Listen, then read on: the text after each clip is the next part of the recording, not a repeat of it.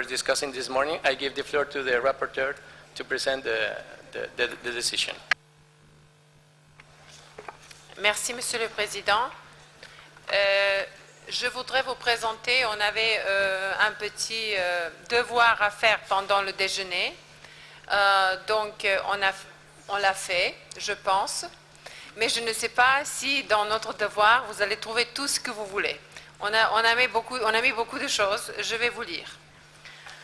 Demande, c'est sur l'écran dans les 2 langues. Demande au Centre du patrimoine mondial et aux organisations consultatives de prendre en compte les riches débats ayant eu lieu à sa 37e session, y compris le renforcement des capacités, la méthodologie et le processus pour les listes indicatives et les projets en amont, des propositions d'inscription afin d'améliorer le dialogue et la communication entre toutes les parties prenantes, y compris le Centre du patrimoine mondial, les bureaux hors siège de l'UNESCO, les bureaux régionaux de l'UICN, les comités nationaux de l'ICOMOS, les comités scientifiques internationaux et les programmes de renforcement des capacités de l'ICRAM, ainsi que les centres de catégorie 2 de l'UNESCO relatifs au patrimoine mondial et les universités.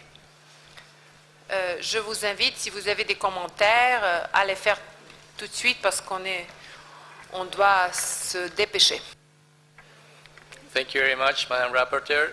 So if this text is accepted as amended for you, we can proceed to the adoption. Je vois le Sénégal. Monsieur, vous avez la parole. Merci, Monsieur le Président.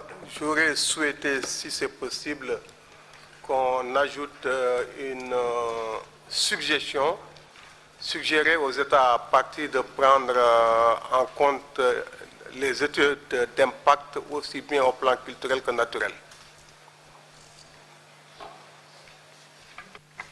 Merci, monsieur. Le secrétariat est en train de prendre note de ça. I give the floor to Germany. Thank you, Mr. Chair. I'm just wondering whether in the part of the text where we talk about IUCN and ICOMOS, I think we are not only talking about the regional offices of IUCN and ICOMOS national committees, but we are talking also about IUCN in total and ICOMOS, which is official. Okay, thanks for not seeing this. It skipped from my mind. Thanks. Okay, thank you, Madam. The delegation of India.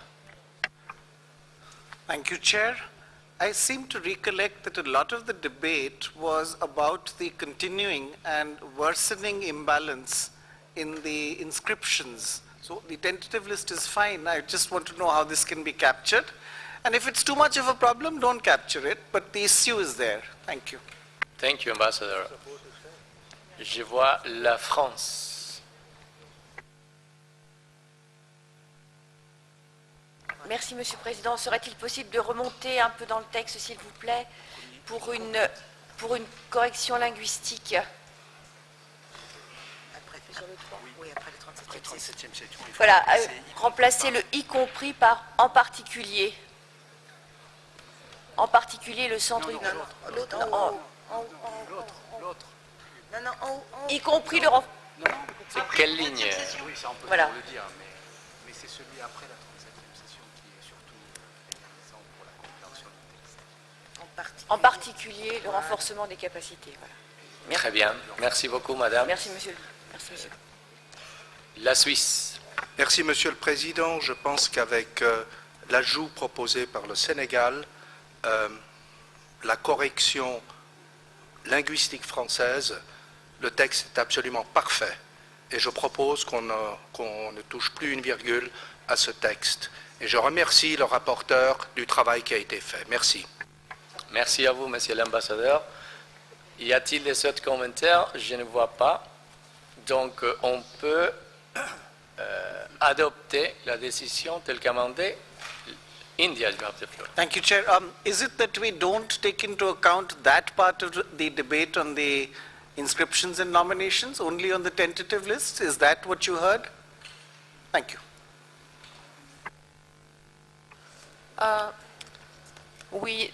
Thank you, Mr. Chair. We did put that, I don't know if you see, we put upstream process and then propositions of inscriptions of the nomination process. We do have that. Okay. Upstream support. No, but we don't have it. Sorry, we don't have it in the English text. You're right, Mr. Ambassador. We have it in the French. Proposition d'inscription. Je vous prie d'accorder les deux textes. Merci. Nous allons peaufiner le texte encore. Donc on va encore 2-3 fois à regarder là-dessus. Vraiment, ça va être bien. Bon, excusez-moi, c'était une traduction, problème de traduction. Merci. Merci, madame. Donc, on prend note de ces amendements et on va faire la correction sur les deux textes, sur les deux versions. Et avec ceci étant dit, on peut donc considérer que la décision est acceptable et on peut la adopter.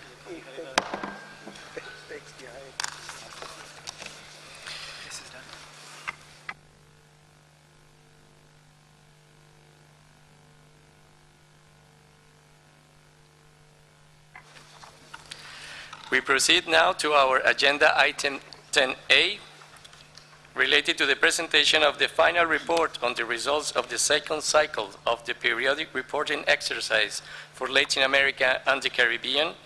In this regard, please refer to document WHC 1337-10A. And I now invite Madame Nuria Sanz from the World Heritage Center to introduce this item. Madam Sanz. Thank you very much, Mr. Chairperson. As the members of the committee may recall, the World Heritage Committee launched the periodic reporting exercise at its 35th session in 2011 and requested the state parties of the region to actively participate in the process. However, regional and sub-regional meetings took place since November 2009 for our region to train representatives from 32 state parties and 116 site managers in LAC. Next, please. The Latin American and Caribbean region started working with the state parties in training national experts on how to prepare retrospective statements of outstanding universal value and on how to deal with the retrospective inventory, with particular attention to cartographic information from the properties described between 1978 and 1999. Next, please.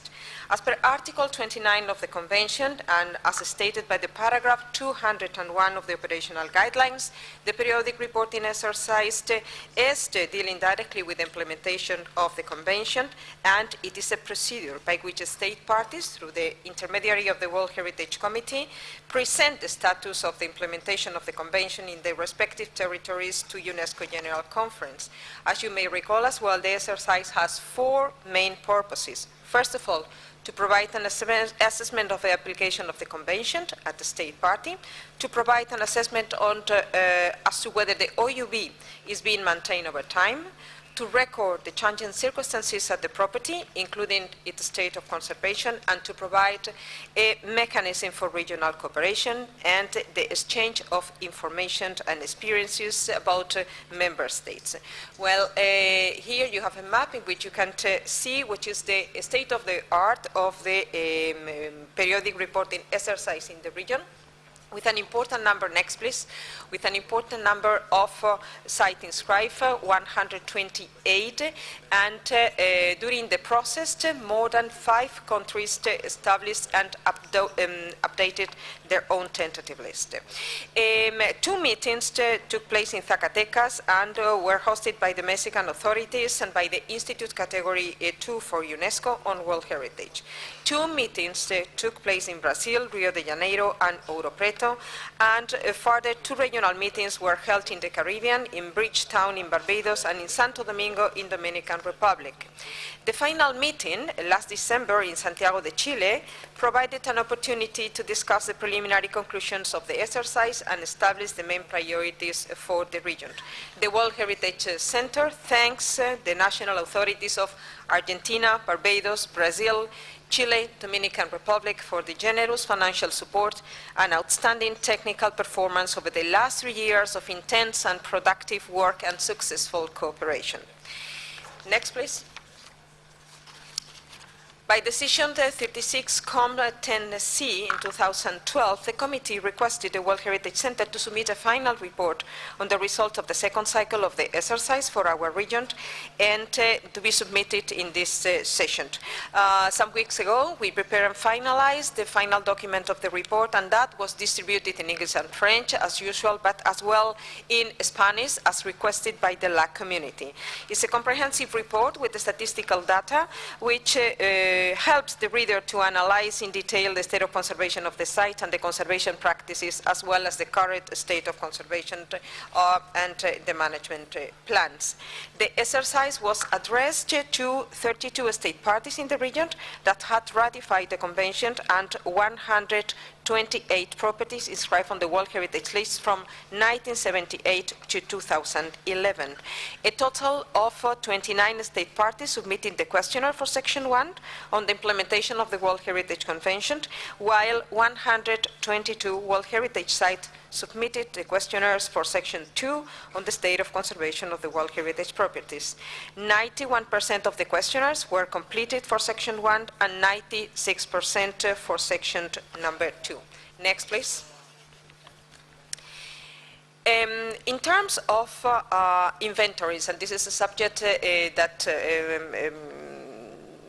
encapsulate an important and substantial part of the discussion, even for a previous point discussed in the agenda for today. So it is important to see that we have more or less equal results in terms of cultural and natural heritage, and inventories have been used for World Heritage purposes, more or less we can say in equal basis from natural protected sites or for cultural protected sites. Next, please. In terms of the utility of the inventories as a starting point for the implementation of the convention and as a first step for the preparation of the tentative list, 39% of the answers confirmed that national inventories were frequently used for the purpose of setting up a national tentative list. The state parties consider that there is a very important room still for cooperation in this field. 7 state parties, next, which previously did not have tentative list, have now submitted one, and furthermore, 5 state parties have started the process of updating their tentative list. Independent of the national exercise, the state parties would like to increase cooperation to harmonize tentative list sub-regionally. I think this is an important item that came from the results of the periodic reporting in our region. Next, please. The next graphic shows the involvement of, next. The graphic shows the involvement of different agents in developing tentative lists in the region. The main driving agent is the responsible national authority of the state party, followed by local authorities, even in countries in which there is an important federal system, as is the case in Argentina or the case of Mexico. UNESCO national commissions are fairly involved, and expert support is more developed than the role of local communities and private sector, whether it be industry or private owners are fairly involved still in the process. Next slide, please. The same conclusions can be obtained from the graphic showing the different agents' involvement in the nomination process. Next. When we analyze what about the benefit of a nomination, it's interesting to see that the state parties answered that in terms of fraud, in terms of conservation, the results are very similar. And tourism is important, but as a driving force to improve conservation and not just, and is not related to a danger of a very important impact. On the contrary, the state parties consider that is an incentive to develop interpretation centers, to develop a better presentation of the site, and to encourage conservation. Next, please. In terms of the legal framework, according to the results obtained, in 57% of the cases, the national local focal points stated that the existing legal framework is not adequate for the implementation of the World Heritage Convention. In many countries, national heritage protection laws in the region were approved almost unanimously by the ratification of the World Heritage Convention. It is interesting to see that the spirit of the national laws found their inspiration in the preamble of the World Heritage Convention, but many of those countries currently find themselves in a moment to update the protection laws for cultural and natural heritage, and they have knocked the door of the World Heritage Center to assist in the process of updating of their own laws. It is particularly important to take this into consideration when some of those countries are suffering a process of decentralization of competencies and responsibilities in terms of World Heritage. And there is not very clear what is the way in which responsibilities are split in terms of the decision-making process. Thanks to the general support of the government of Uruguay, a meeting was organized in 2011 to identify the main needs and the cooperation initiatives. Some of the protective figures were discussed within the framework of the periodic reporting exercise, and we defined, with the help of the state parties, the way in which the members of the committee, the advisory bodies, and the World Heritage Center could be a help in identifying some challenges for, or in the framework of the new legislation initiatives. So first of all, the state parties in the region would like to better identify what is the benefit of having one specific protection law for one specific World Heritage site, as it happens in the case of Galapagos or it happened in the case of La Antigua Guatemala. In some countries, like Ecuador, Bolivia, or Dominican Republic, change in their national constitution has contributed a wider understanding of heritage and has designed responsibilities in a much more interdisciplinary way, in the service of a renewed national identity and the development of a national community of cultures. In the case of the plurinational state of Bolivia, there are 36 nationalities, and its respective of plural cultural identities are being developed within a special law of natural and cultural heritage's protection. It is also been, it's also been important to observe how countries in Latin America and the Caribbean want to reinforce their responsibility when it comes to defending their geological and paleontological heritage, not well protected by law or not sufficiently protected by law. And there is as well a player coming from the state parties in terms of how to better preserve or how to improve in the framework of law figures of heritage protection like a cultural landscape or cultural itineraries. Next, please. In terms of international cooperation, the LAC community identified capacity building as the main driving force of regional cooperation. The periodic reporting exercise has been considered as a useful, very useful training exercise itself. The document 10A shows detailed information of the results of the meeting held by the centers category 2 in the region and the proposals to reinforce the capacity building programs in the region. The capacity building program in the Caribbean has increased its module in 3 working languages and has been an active tool that should be developed beyond the Caribbean area as requested by all subregions in LAC. Next, please. According to the legal framework for any specific site, that means at site level, some of the statistics are very relevant. The first of all, in the case that you see in the slide, the 60%, around the 60% of the properties considered inadequate or not sufficient the protection at site level. Next, please. 74% is not fully adequate for buffer zones, and next, please. More than 77% is not adequate in the surrounding areas. In terms of management, next please. Only 50% of the site stated there is a very good coordination for the implementation of the management plan. Next please. 45% consider that the management is only partially adequate to the preservation of the OUB, and 58% consider that only potentially the plans have been implemented. Next, please.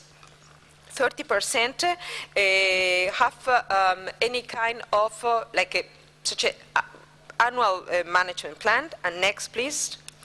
50% consider that the local communities are not very well presented in the implementation or even in the consideration when the management plan is set up. Next, please. And we would like to say as well that it's not just we have increased over the last 5 years. We have increased significantly the number of the management plans submitted, but more than the middle of them has not in a special annual kind of a specific plan, and in the majority of the cases, this plan is not implemented. Next, please. During the framework of this exercise, the second cycle of the periodic reporting in LAC, of the 74 properties, 64 of them have submitted a cartography for the retrospective inventory, and you have the figures, important figures in the document that you have adopted previously. That means more than 60% of the retrospective declaration of OUB have been submitted, finalized, and adopted. Next, please. In terms of the state of conservation, this graphic shows the type of impact considered negative by site managers, which affect all the sites in the region. It is important to note that the same factors similarly affect the 3 subregions, with some variation. In the case of the Caribbean, sudden ecological and geological events, pollution, as well as impact derived from climate change, show an increased percentage. In the case of Central America, the conservation of built fabric is a common reason of concern, mainly affecting the monumental archaeological Maya sites. Resource extraction is affecting South America more than the rest of the subregions, although it is not yet considered a significant concern. Next, please. The negative impact on cultural, natural, or mixed properties are led by the impact of water, a factor mentioned in more than the 75% of the sites considered in this report. This is an external factor with a regular cycle that all conservation and management plans will have to take into account, especially for actions on preventive nature. A large number of protected sites are in or have coastal areas, or have are close to important river channels. Added to this is the tropical nature of atmospheric phenomena, which translate into heavy rainfalls accompanied by high-velocity winds. Regular rainfalls and storms affect vegetation and coastal line, of course, in natural areas. On the other hand, built properties are affected by short but sudden episodes of flooding that affect their physical structures, particularly in those properties that are formed or built by clay or wood, resources that are abundant for the vernacular architecture or built heritage in the region. The presence of water and humidity sometimes also cause the increase of biopredators such as insects, fungi, or lichens. The presence, of course, of solid waste, that is one of the second reasons for important impact, and illegal activities within the protection boundaries of the property follow next in terms of degree of impact. Unlike the previous factor, this impact has an entropic cause that fundamentally responds to changes in the dynamic of population growth and migration, social and economic changes in the population in general and in World Heritage Sites specifically. A fourth impact is the fire. This impact stands out natural properties with prolonged period of seasonal drought, which carry the potential for large fires. However, in many cases, these fires are not spontaneous, but are the result of traditional agricultural practices, which involve burning plot of land as a cleaning mechanism, both within the property and in its boundaries. Greater emphasis is needed on campaigns for changing agricultural models, decreasing the areas of fire, and establishing times for lower risk for control burns and creating, of course, firewalls. Next, please. The second cycle of the, next, please. The second cycle of the periodic reporting in the next, please, in the region has been coordinated by the World Heritage Center, Latin American Caribbean Unit, with the help of national POCAN points, site managers, international resource persons, UNESCO field offices, and advisory bodies. An internet and intranet platform launched 3 years ago has accumulated and encapsulated all the documents that have been produced for the first cycle of the periodic reporting in the region and for the second cycle of the periodic reporting.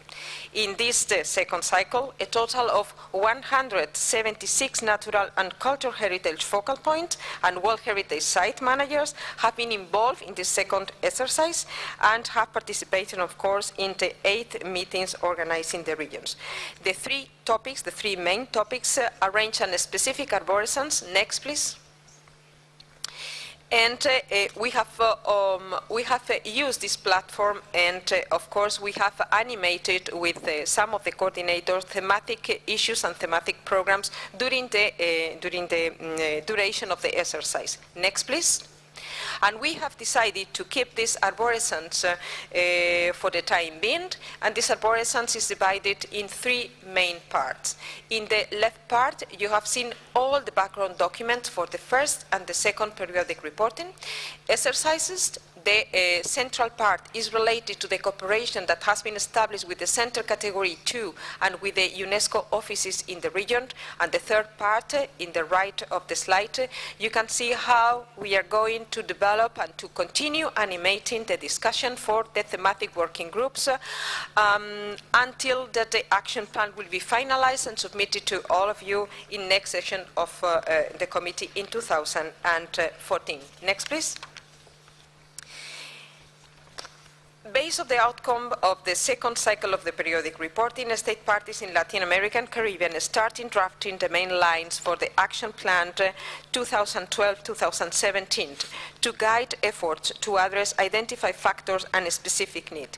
It has been underlined by the state parties and decided by them in the meeting that took place in Santiago de Chile that we continue working after the presentation of this report to an action plan, and this action plan should be focused, concrete, and realistic. And it has been decided by them to identify some specific themes in which they would like to collaborate, and they have identified a room to increase collaboration and cooperation between, of course, state party.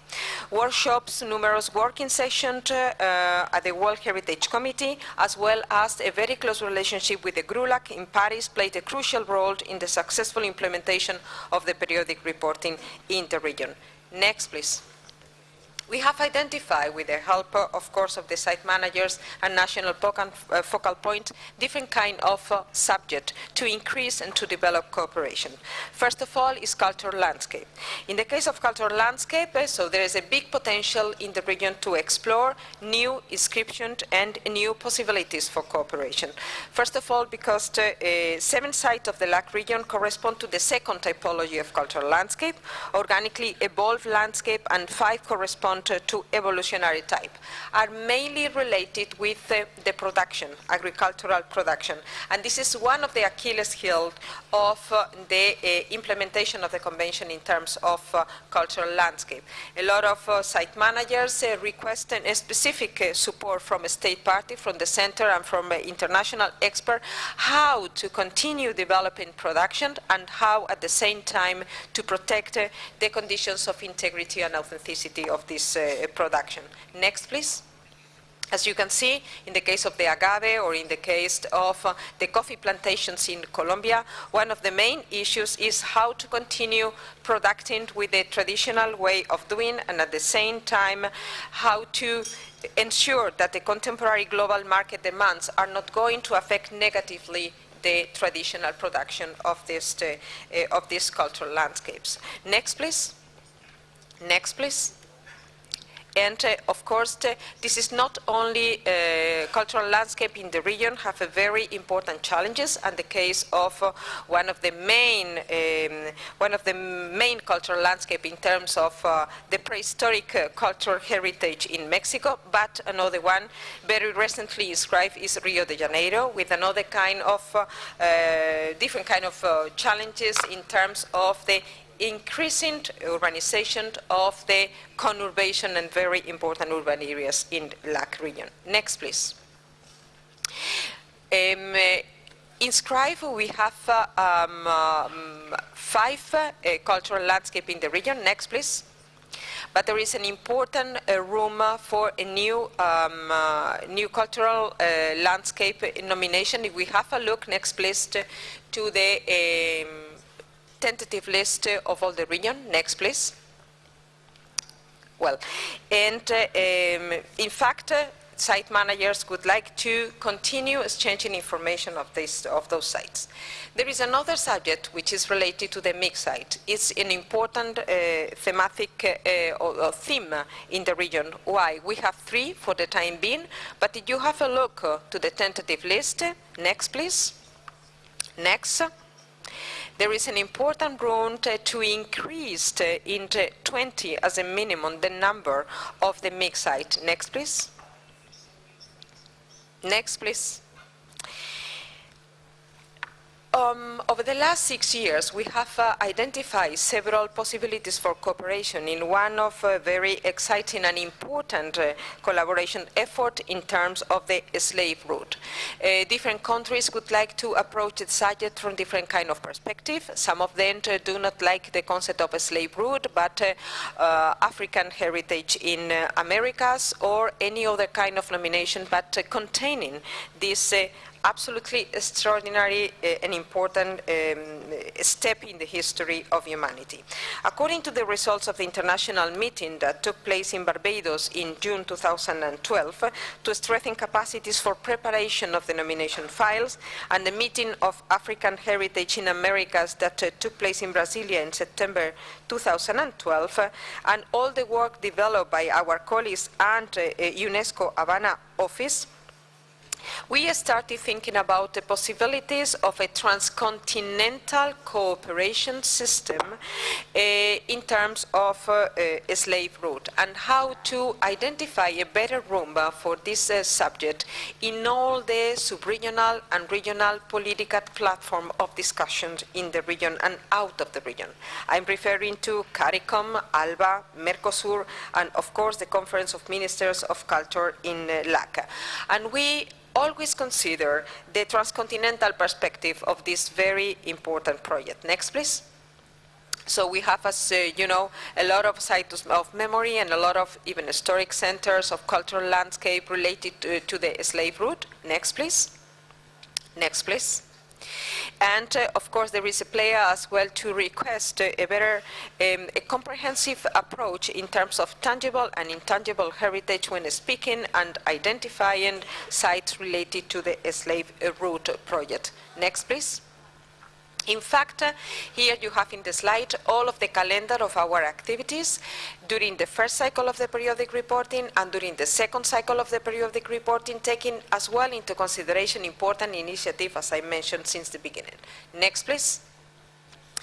And for the meeting in Brasilia, we submitted this cartography, which in fact is one of the minimalistic representation of the cartographical points directly related with the World Heritage Convention, but in fact we have prepared during the second cycle of this exercise, next please, another kind of cartography, which is a international, transcontinental cartography, and all the points that you could identify on the map are related to site inscribed on the tentative list, institutions working from the research and from the conservation point of view on a slave route, as well as all the sites related to this part of the history of humanity. So having this kind of cartography in hand, a slave route of course, could not be an international or transnational project within the limits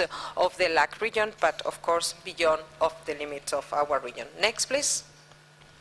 There are a lot of sites inscribed in terms of World Heritage in the Caribbean, and of course a lot of sites that could be inscribed in the future.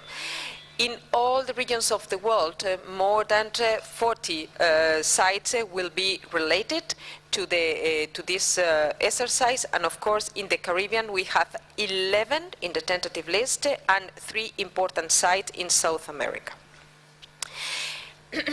Next, please. There is another subject that has been, no, not yet, please. There is another subject that has been considered important for to develop a new collaborative effort in the region, and it's why not to work together to develop or to set up an international conservation plan for Maya sites. Next, please. Next. The main objective of this program is to develop a strategy to set up an international conservation plan for Maya sites through a multidisciplinary definition of the criteria for reversible and well-documented intervention by technical advisory working group on monumental archaeology and tropical forests in Mexico and Central America. Common built heritage fabrics, common factors of decay, common causes of biodeterioration, but not yet a common approach in terms of preservation practices. The territorial consideration of this very big and huge monumental site have a lot of implication from the legal point of view, because these important territories are divided in different kind of zoning or different type of ownership system. From the environmental point of view, some of them encapsulate a puzzle of natural, national, regional, or international protection, different kind of categories. And from the economic point of view, mass tourism and local indigenous communities are related to some of the exploitation of those territories that, of course, are in extreme poverty. This is important for more than 7 countries, because in these 7 countries, more than 22 archaeological areas inscribed in the World Heritage List could benefit of a common effort in this regard. Next, please. Here you have some of the cases in which a common system of protection and preservation should be developed. Next, please. And next. Members of the committee may recall that in 2010 and 2011 we organized several special site events in which we, of course, sensibilized the members of the committee about the impact and the disaster occurred after the big, huge, massive earthquake in Haiti.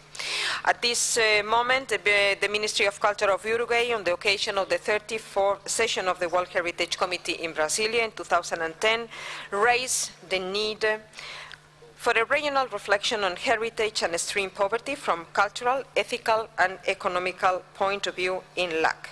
In the framework of the preparation of the summit Rio Plus 20, the government of Ecuador, through the coordination of the Ministry of Culture and Natural Heritage and in close collaboration with the World Heritage Center, organized in Quito last October 2012, and in the framework of the 40th anniversary of the convention, and a specific meeting on World Heritage and extreme poverty. One of the objectives was, of course, to discuss the role of heritage in the struggle against poverty. International, next please, and regional experts were invited to present practice and methodologies from different disciplines: sociology, anthropology, economy, social science, national protection and of cultural and natural heritage, and to discuss the gaps and need for bridges between heritage preservation and public policies on education, sanitation, public welfare. Priority actions were identified in some of the cases discussed during 3 working intense days of work. Las favelas of Rio de Janeiro were discussed, the historic centers of Mexico, the urban poverty in Valparaíso in Chile, and the poverty alleviation projects in Misiones Jesuíticas or Paraguay, between others. Next, please. Next, please. And we have considered that this is a very important opportunity to work with another agencies within the family of the United Nations community, as is the case of La CEPAL, and the government of Mexico, the government of Chile, and the government of Brazil would like to develop some new initiative to continue the reflection on this very important binomium. Thank you very much, and as the members of the committee could read, the draft decision of the document 10A is in page 74 of the English version and the page 79 of the French version. If you don't mind, we have invited several site managers and national focal point that were very, very active, and we thank all of them for their active contribution during the second cycle of the periodic reporting to take the floor and to give to the members of the committee their own vision for the future to come with this second exercise. Thank you very much.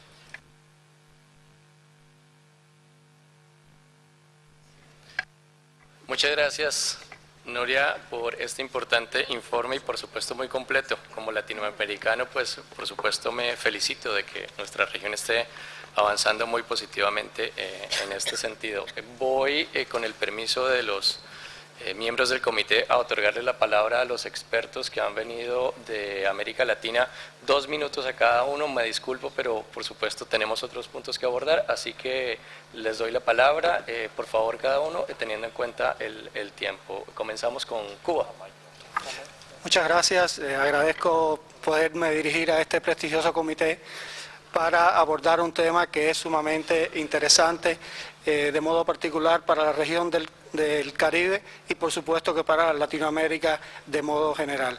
Me refiero a un tema que de algún modo ha sido introducido, que es la importancia que a lo largo del segundo informe, el segundo ciclo, informe periódico de la región, ha tenido los sitios de memoria de la ruta del esclavo, resistencia, libertad y patrimonio, que es el nombre oficial que ha tenido el proyecto en los últimos años. Y para la realización de este proyecto, la comunidad regional ha identificado una serie de acciones que invitaría, next please, slide.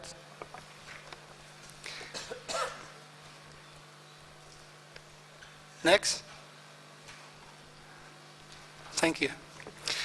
A una serie de acciones que consideramos que serían vitales para lograr como objetivo fundamental en este proceso que nace a partir de la culminación de este segundo informe, 15 acciones que van basadas en primer lugar en el compromiso de los Estados partes involucrados, la presentación de un proyecto para una nominación en serie transnacional de los sitios de memoria en la región del Caribe, pero con una visión abierta que podría extenderse a otros sitios que también cumplan con él.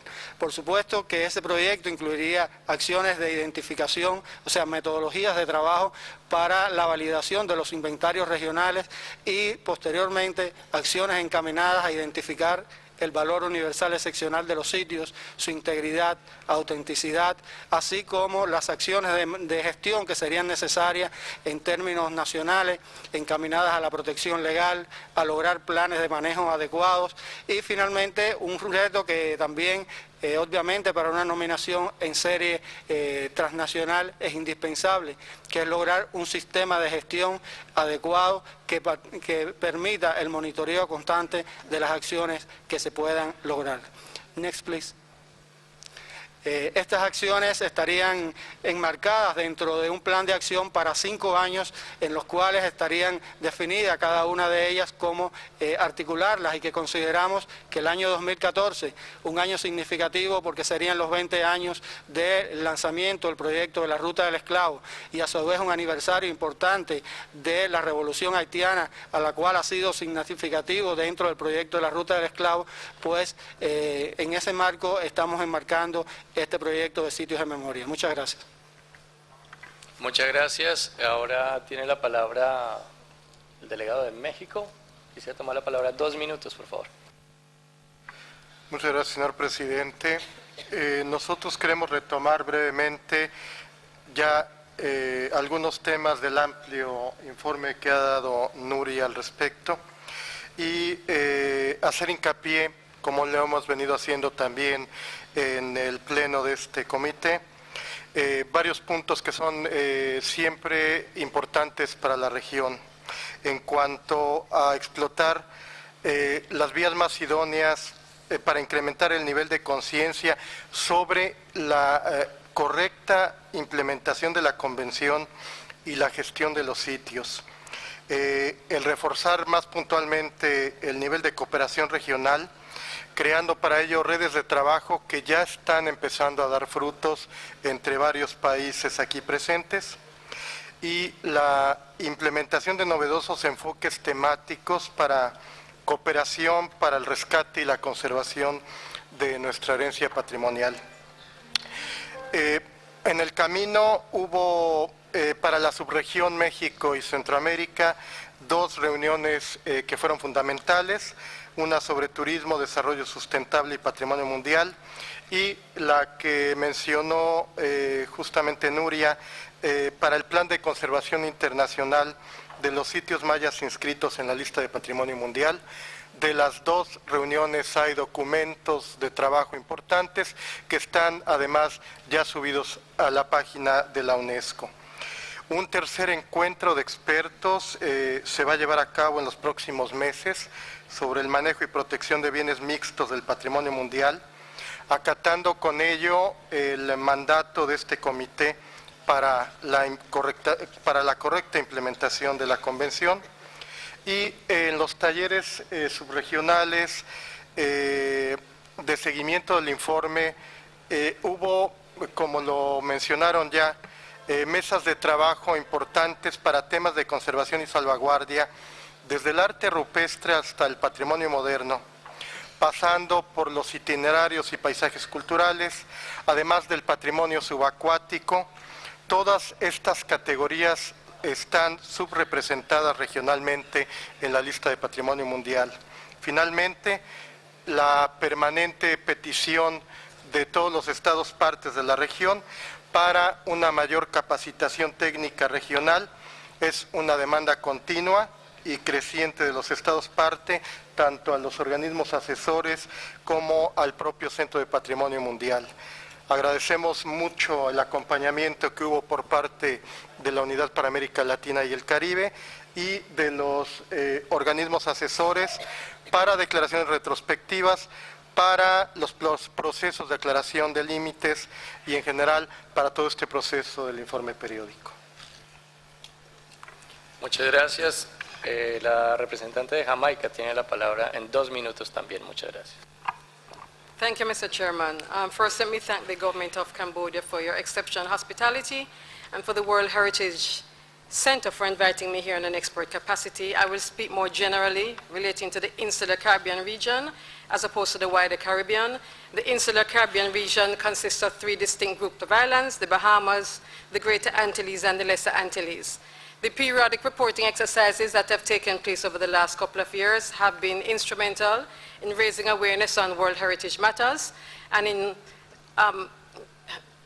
building capacity within respective territories with respect to preparing dossiers for the submission of sites for the World Heritage List. Interestingly, over the years, the issues that have arisen have basically remained the same. 1, defined financial resources, the need for capacity in relation to decision-making with respect to the convention. The UNESCO capacity training programs, of course, have been very instrumental in moving us forward.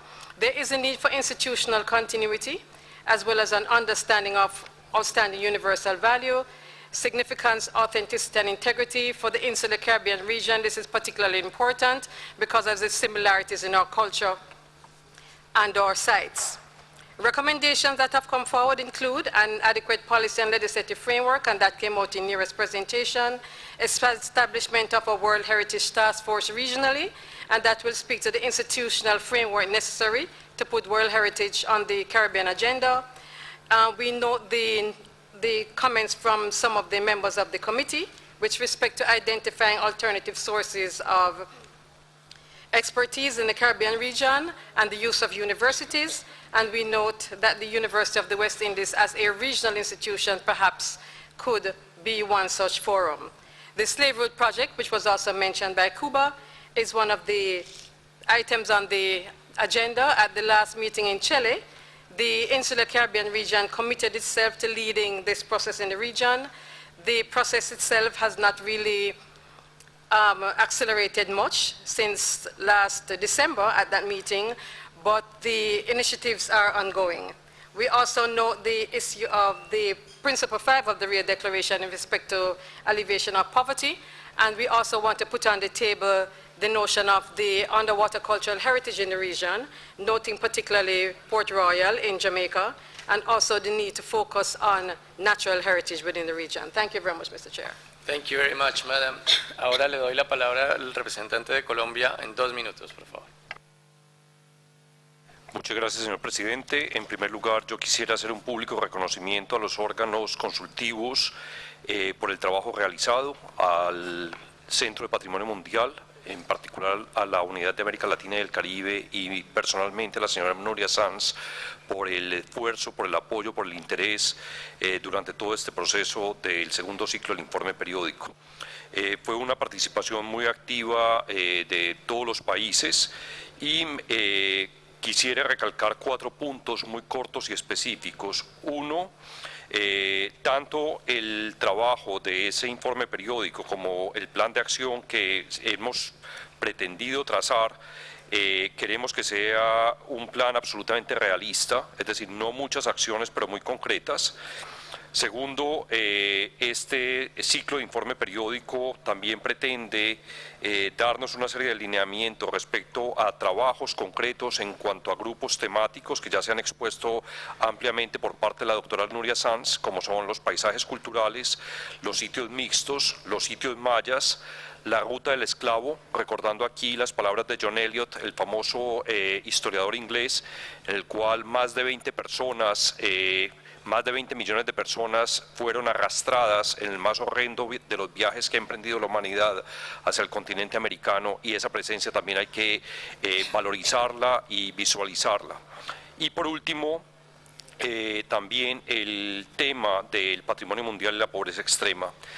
Asimismo, recalcar el trabajo que se hizo o que se viene haciendo y que tenemos todo el interés en continuar, que es el de las legislaciones. Señalaba la doctora Sanz también hace un momento como varios de los países o han renovado recientemente sus legislaciones, como es el caso de Colombia, o están en proceso de ello, como es el caso de Uruguay. Tuvimos una reunión supremamente interesante en Uruguay donde hubo una serie de acompañamientos en la formulación y los lineamientos de esa legislación patrimonial. Y por último, quisiera hacer referencia a un proyecto que ha sido supremamente emblemático e importante para la región, que es el proyecto de Capañán o Camino Principal Andino.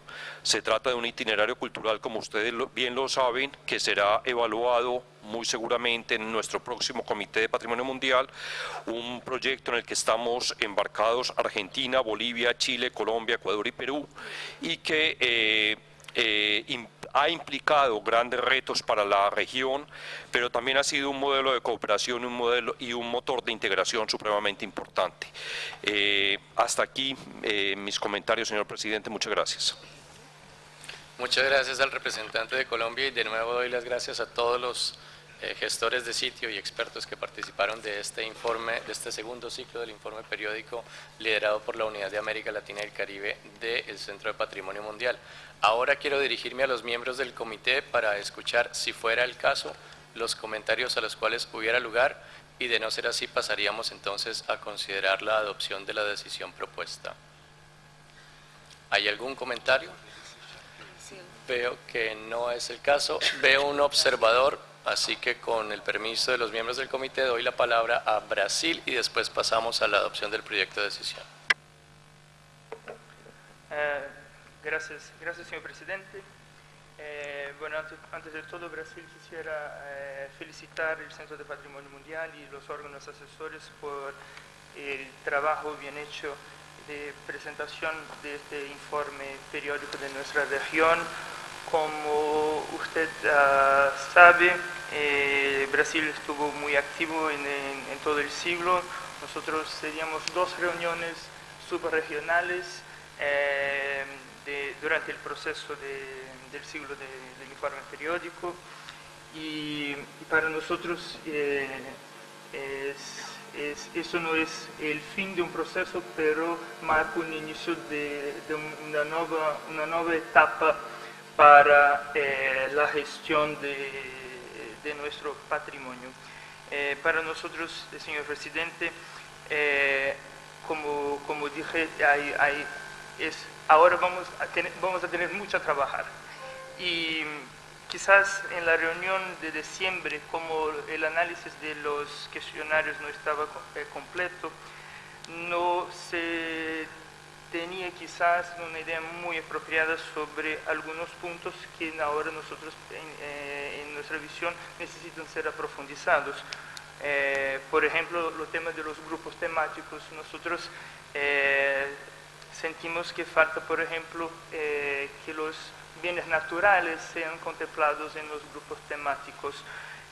Por ejemplo, el tema del cambio climático no está contemplado, el tema de la conectividad de los sitios naturales no está contemplado. Nosotros imaginamos también en términos culturales que los sitios de arquitectura moderna quizás también tendría un lugar interesante en América Latina, los bienes de matriz indígena también. No solamente los mayas, pero todos los sitios indígenas del resto de la región. Señor Presidente, con el tema de la ruta del esclavo es interesante que UNESCO empiece a trabajar, a dialogar con los otros sectores de la casa. Y el año pasado Brasil se dio una reunión sobre la ruta del esclavo en la que se creó una red de gestores de sitios de memoria, y esta red puede ser una base para el trabajo de este grupo temático, quizás con una otra terminología.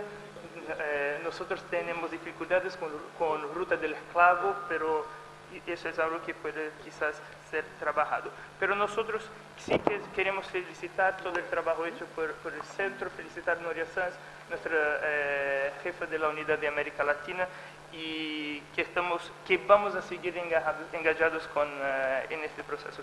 Muchas gracias. Muchas gracias al delegado de Brasil. Tengo en mi lista de oradores a Venezuela y Barbados, y por último daré la palabra a los órganos asesores que quieren, Argentina también, y por último a los órganos asesores para que presenten una última clarificación. Entonces, Venezuela tiene la palabra en 2 minutos, señora, por favor. Muchas gracias, embajador. Gracias, señor presidente. En primer lugar, quisiéramos felicitar a la señora Noria Sanz por los 8 años de trabajo intenso, arduo, y todo el apoyo que supo prestarle a los países de América Latina y el Caribe, con su amplia experticia en la materia y sobre todo con ese gran amor con que ella sabía atender nuestras peticiones. Ella se va pronto, lo sabemos, y le deseamos muchísimos éxitos en sus nuevas funciones. Creemos y queremos que siga muy cerca de nosotros para que pueda seguirnos ayudando en ese gran proyecto del Capañac, que lleva a 6 países de América Latina, así como en ese hermoso proyecto de la ruta del esclavo. A mí tampoco me gusta ese término, como lo dice el amigo de Brasil, me gusta más hablar de la diáspora, de la identidad, de la memoria, esos sitios que tenemos que resguardar. Como decía el delegado de Colombia, fueron millones y millones de millones que fueron trasplantados de África hacia América, y de allí ese mestizaje cultural tan rico que tenemos.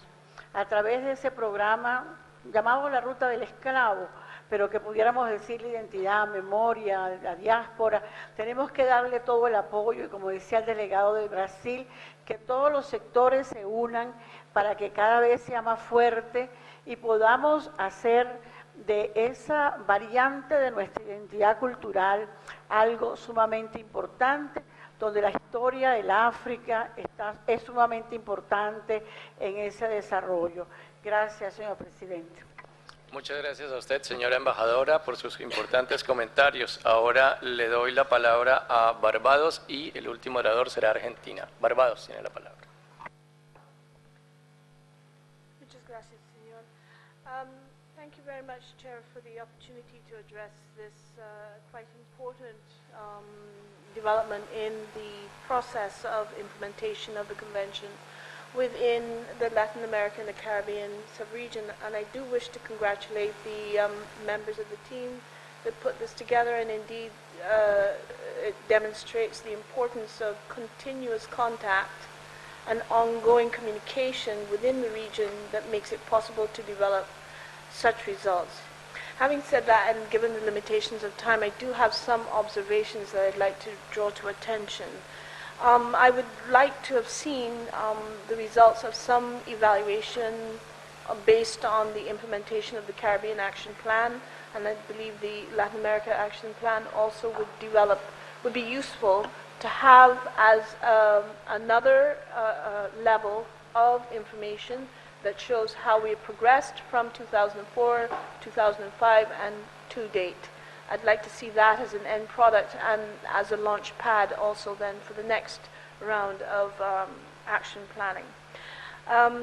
Important as the results of this periodic report have been, I do agree with my Brazilian colleague that I would like to have seen a better balance in terms of the natural sites as well as the cultural sites. The natural phenomenon have not generated as much recognition amongst our scientific community as they should.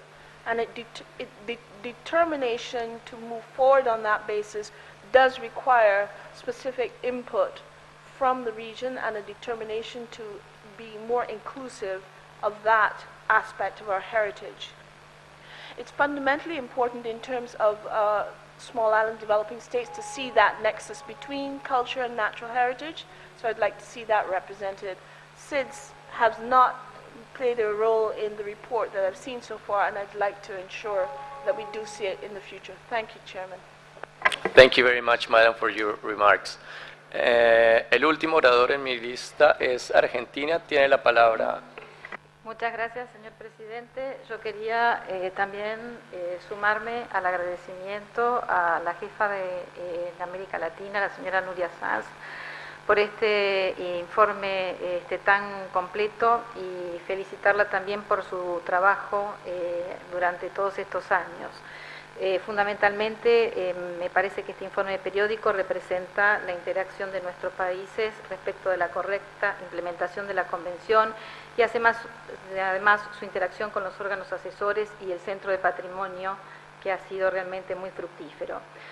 Yo quisiera comentar que, por supuesto, para nuestra región, que se caracteriza por su legado de culturas milenarias, quisiéramos destacar especialmente el trabajo que hemos realizado de Capacñán, que ha sido un esfuerzo realmente de muchísimos años y que es realmente el símbolo de la interacción y de la integración de nuestras culturas.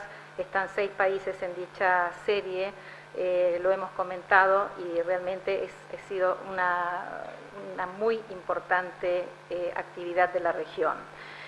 Quisiera, por supuesto, también sumarme a las palabras del experto de Cuba, porque me parece que el tema de los sitios de la memoria es algo que realmente nos debíamos y espero que se le dé el mayor, digamos, empuje a esta temática.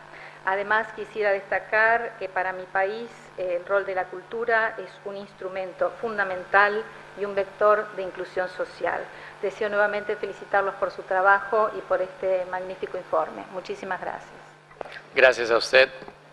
Y por último, entonces, le doy la palabra muy brevemente a los representantes de los órganos asesores.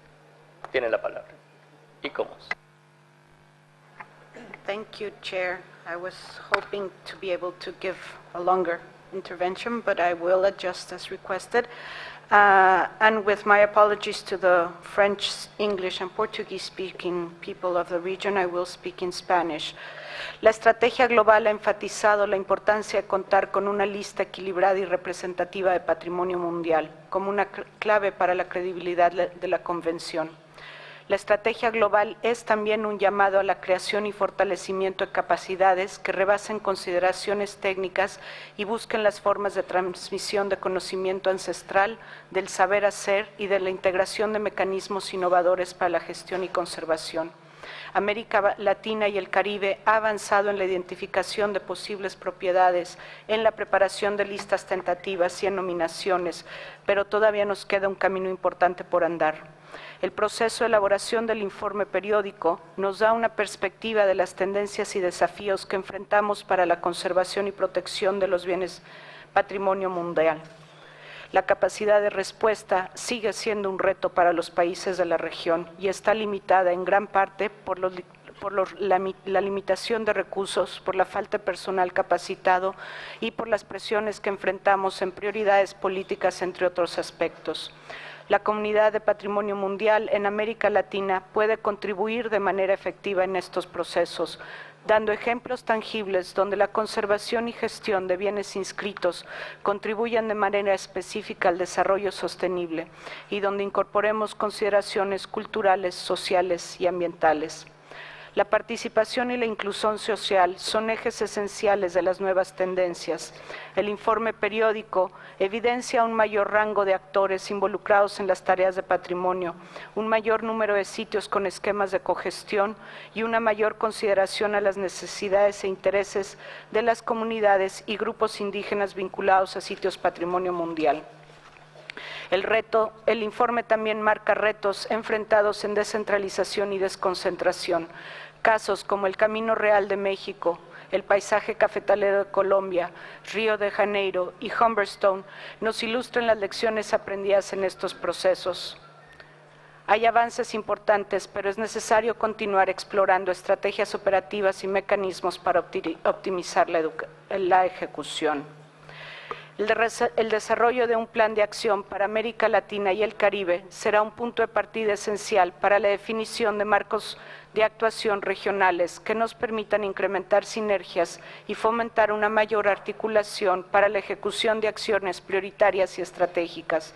Los órganos consultivos queremos reiterar nuestro interés y disponibilidad para participar efectivamente en la formulación del plan de acción y en la definición de programas asociados como la creación de la estrategia de capacidad. Esperamos que la colaboración y el trabajo estratégico nos permitan llegar a un momento donde a través de la inversión sostenida en la creación de capacidades, en compartir conocimiento y saber hacer, podamos caminar convincentemente hacia los objetivos de la Convención. Como región queremos alcanzar condiciones donde la conservación y protección del patrimonio mundial contribuyan al desarrollo sostenible, donde estos bienes sean la vía para mejorar las condiciones y calidad de vida y donde continuemos trabajando en la construcción de un mundo más justo. Gracias. Muchas gracias a la representante de ICOMOS.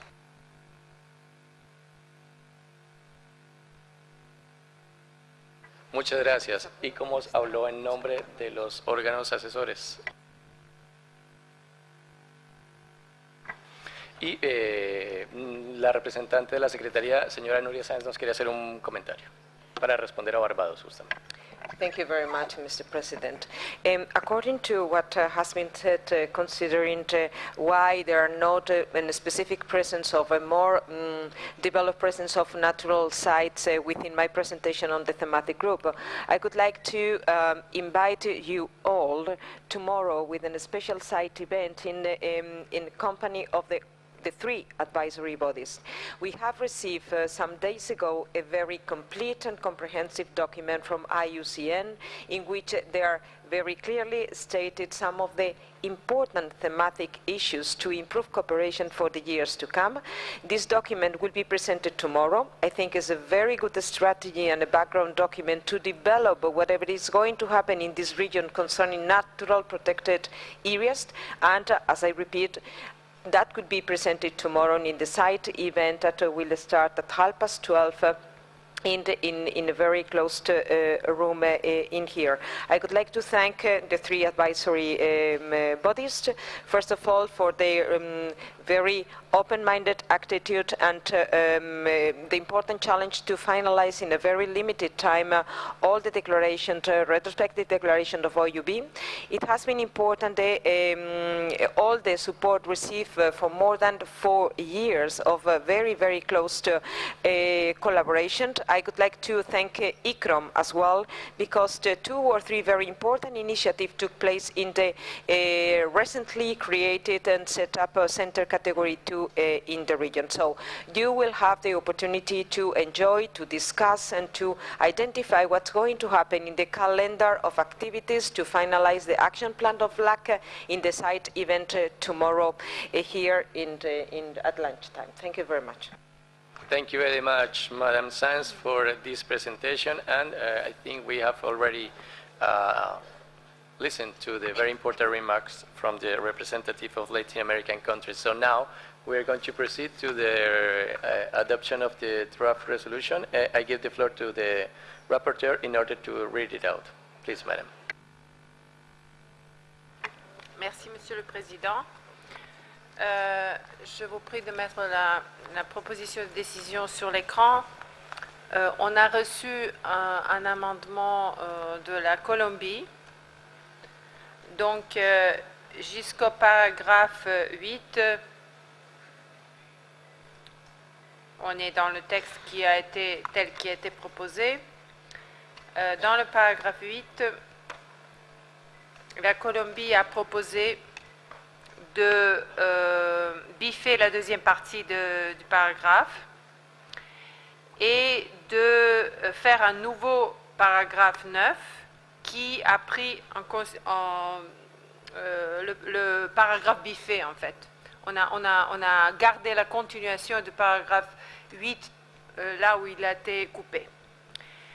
Je voudrais vous poser une question.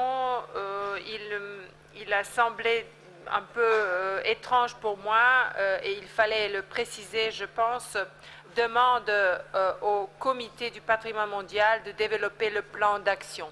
Comment est-ce que le comité pourrait, et qui dans le comité pourrait développer un plan d'action? Si vous voulez vous exprimer sur ce sujet, moi je trouve ça un peu pas clair. Et aussi, à la fin, je ne sais pas si vous avez mis les centres catégorie 2 relatifs au patrimoine mondial. Voilà, parce que ce n'était pas clair quel centre de catégorie 2, parce qu'on a des centres catégorie 2 qui ne sont pas dans la culture, ni au patrimoine mondial. Donc, je voudrais avoir des commentaires, Monsieur le Président, parce que je pense qu'il n'y ait pas lieu de s'adresser au comité de développer un plan. Si on peut avoir des précisions de la part de Colombie, ou bien d'un autre État parti, j'aimerais bien qu'on le fasse tout de suite, Monsieur le Président. Merci. Merci beaucoup, Madame. Donc maintenant, et pour les clarifications, je donne la parole au représentant de la Colombie qui est juste à côté de moi. Donc vous avez la parole, Monsieur. Gracias, señor presidente. Pues realmente no debería ser al comité. Efectivamente, reconocemos allí un error que resalta la señora relatora. Sería algo que haríamos entre los países con el acompañamiento del Centro de Patrimonio Mundial. Y por supuesto los organismos consultivos.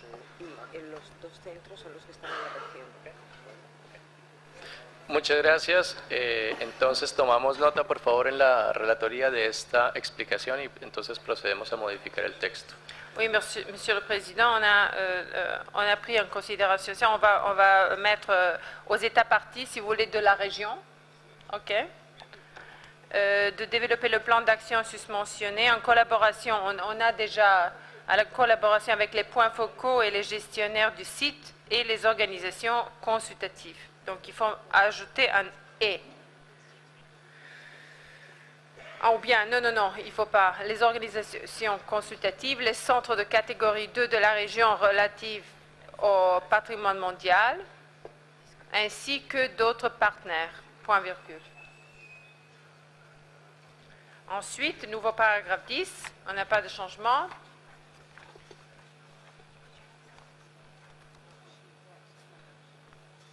Vous avez bien pris note, merci. Paragraphe 10, on n'a pas de changement. Paragraphe 11, on n'a pas de changement. Paragraphe 12, on n'a pas de changement. Paragraphe 13. Voilà, ok, merci. Moi, je pense qu'il vaut mieux dire pas vers le développement du plan d'action. J'aimerais bien l'aide de la délégation française, mais afin de développer le plan d'action. Donc, je ne sais pas si on peut aller vers le développement du plan d'action. Est-ce que c'est bon ou pas? Qu'est-ce que vous en pensez? Moi, je mettrais afin de développer. C'est pas grave, on ne doit pas perdre du temps, on va trouver une solution. La France?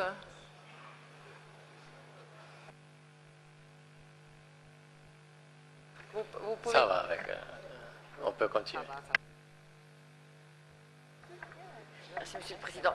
Nous cherchons une formule plus élégante que nous communiquerons dès que nous l'avons trouvée au secrétaire. Merci beaucoup, madame. Merci, tout à fait, merci beaucoup. I just wanted to point it out that maybe in paragraph 9, maybe in order to clarify, we need to put to add as well the World Heritage Center, just in order to put it clear, and the World Heritage Center and the advisory bodies. On the first line. C'est noté. Merci, Monsieur le Président. On peut continuer? S'il vous plaît. Donc, on garde vers le développement et on passe au paragraphe 14. Donc, il y a un petit changement, si vous voulez, je peux lire. Donc, encourage également le centre catégorie 2 de l'UNESCO de Zacatecas, Mexique, pour le patrimoine mondial, et le centre catégorie 2 de l'UNESCO Lucio Costa de Rio de Janeiro, Brésil, pour la gestion du patrimoine, si nécessaire, à coordonner leurs activités ainsi que le développement d'outils d'apprentissage en portugais et en espagnol pour la mise en place de la stratégie de renforcement des capacités et des programmes associés. Accueille aussi favorablement l'établissement d'un observatoire de la gestion du patrimoine au Brésil et lance un appel pour une coopération rapprochée avec le programme de renforcement des capacités dans les Caraïbes.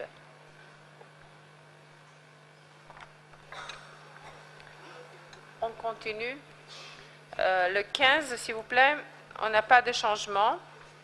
Nouveau 16, je vous le lis.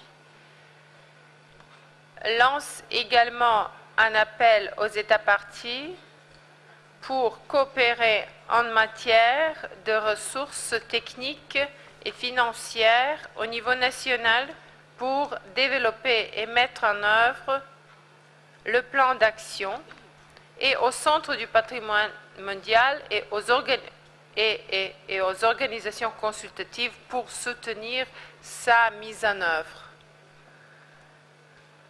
Donc, il ne faut pas mettre deux fois et. Ça, on va rectifier. À la fin du paragraphe a été proposé d'être... Bon, on a proposé de le supprimer. Voilà, Monsieur le Président, vous pouvez procéder à l'adoption de la décision s'il n'y a plus de commentaires. Merci.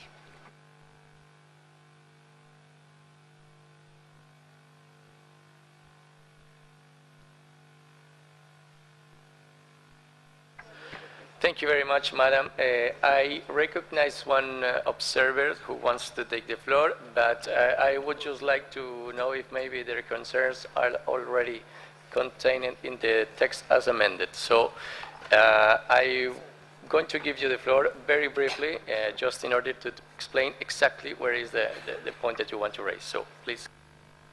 Thank you, Mr. Chairman. Mr. Chairman, it's actually a question back on paragraph 9. If we could roll up, it's not altogether clear for us how is this, what it would be the framework that the state parties would develop this work plan, this action plan. Because what's written currently in paragraph 9 is request the state parties to develop the above mentioned action plan. Perhaps it should be I don't know, the center to develop this action planning in close coordination with the advisory bodies and state parties and focal points. I don't see how the state parties would have a framework to develop this plan. This is my question. Thank you. Okay, thank you. And the last speaker that I can see is Barbados. So, Madam, please take the floor. Thank you, Chair. With respect to paragraph 8, the deletion proposed by Colombia is fine. I appreciate it, generally speaking, but I would prefer to have a reference to the thematic priorities retained within the paragraph. Perhaps it could be adopted to develop the action plan as well as the thematic priorities, and to just maintain that phrase. And then within the paragraph 9, I would suggest it might be more feasible to reverse the order of the wording, category 2 centers related to World Heritage in the region, rather than what we have now. Thank you, Chair. It's okay, it's noted, and the rapporteur is taking good note of this. And Peru, I can see that Peru wants to take the floor, so please, Mr. Ambassador, very briefly. Thank you. De manera muy sencilla y de forma muy corta. Cualquier redacción que vaya en el párrafo 9 debería recoger lo ya expresado por Colombia, de que son los Estados miembros de la región los responsables de elaborar el plan. Gracias, presidente. Muchas gracias, señor embajador. Entonces, tomando en cuenta estos comentarios, creo que entonces podemos pasar al proyecto de decisión. Mali tiene la palabra. Merci, Monsieur le Président. C'est juste au paragraphe 16, une question de style. Paragraphe 16. Paragraphe 16.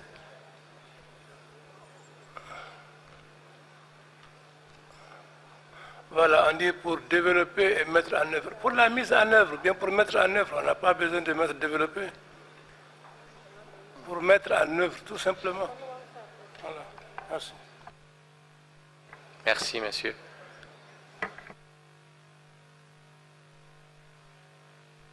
Très bien.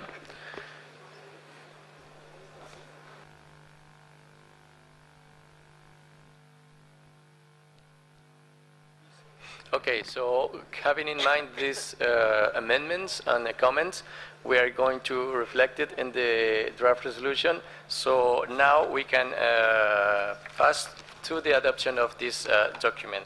So may I consider that the decision 37-10A is then adopted.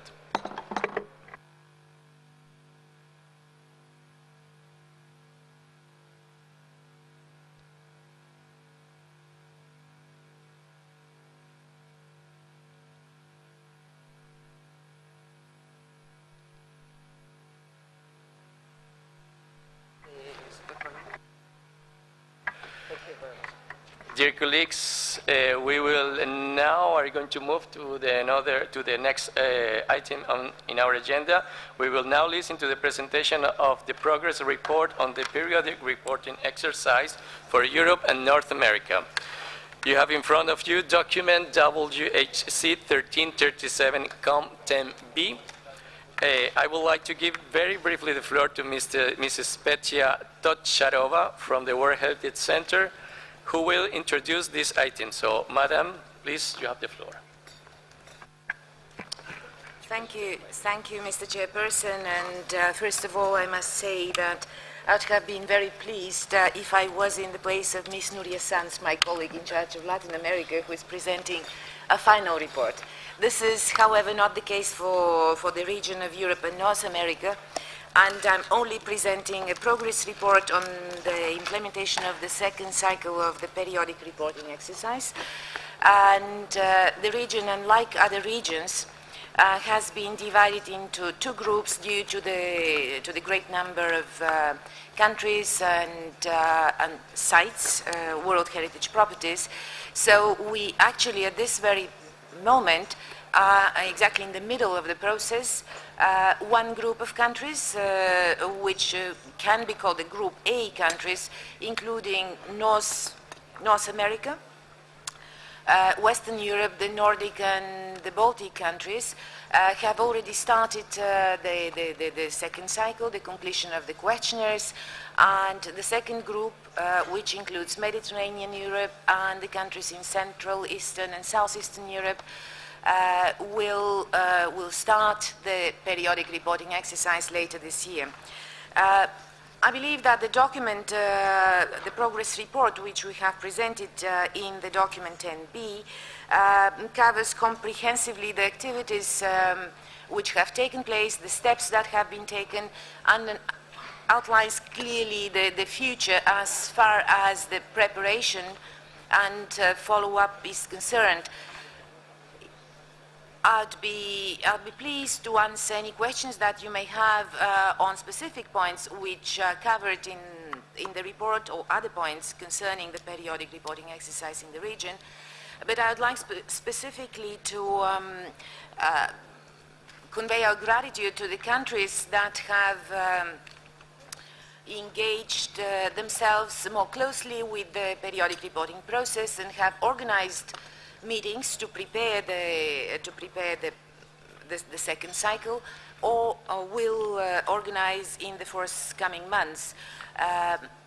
Germany and Georgia among the countries, the two countries that organized meetings for two sub-regions in Europe last year, and this year in September and October, periodic reporting meetings will be organized by Italy in Florence in September, and by Azerbaijan in Baku in the end of October. Meanwhile, while the preparation is ongoing for one part of the states parties of the region, the first group would have completed the exercise, the submission of questionnaires in the end of July, and we are planning to hold mid-cycle review meeting after the General Assembly in November in Paris, and we have planned the meeting for the 22nd of November. Now, I have touched upon the main organizational elements, if I may say so, and I suppose there are issues which will be also addressed by the advisory bodies. I just wanted to raise two more points, or which we have reflected in the document. One of them concerns an initiative which has been taken up by the World Heritage Center and the states parties from Central, Eastern and Southeastern Europe, further to the outcomes of the first cycle. This has already been mentioned by ICROM in the presentation of the capacity building strategy agenda item a couple of days ago. And currently the states parties are developing, have produced a blueprint of a capacity building strategy of the sub-region, and this can be considered as a work in progress, which will be discussed at the next periodic reporting meeting in Baku. Let me remind to all of you as well that the Europe and North America unit has developed a platform for the periodic reporting exercise, which contains exhaustive information, video tutorials, and has been and hopefully will be very helpful also for the second group of countries, which is starting the exercise in the beginning of September. Let me also remind you that a handbook for site managers has also been produced. Before I finish, Mr. Chairperson, I would just like to raise one point.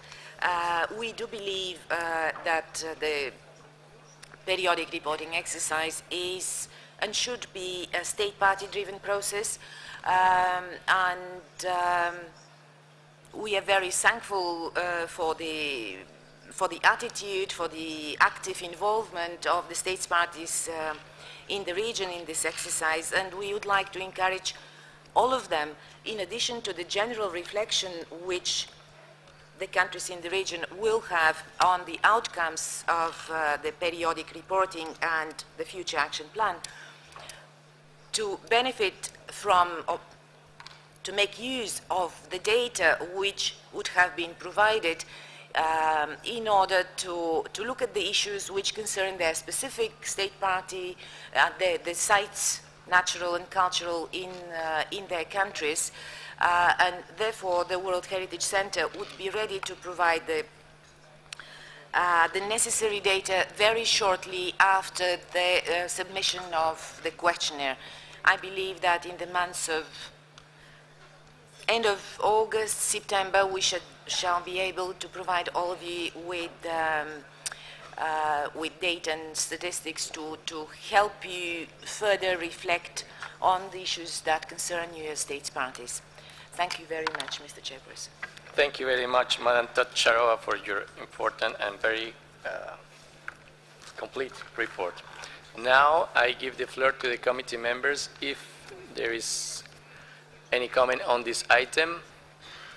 If not the case, may I assume that we can proceed for the adoption of the decision? Okay, you're right, Madam. So I have to give the floor first to the advisory bodies on this item. So please proceed.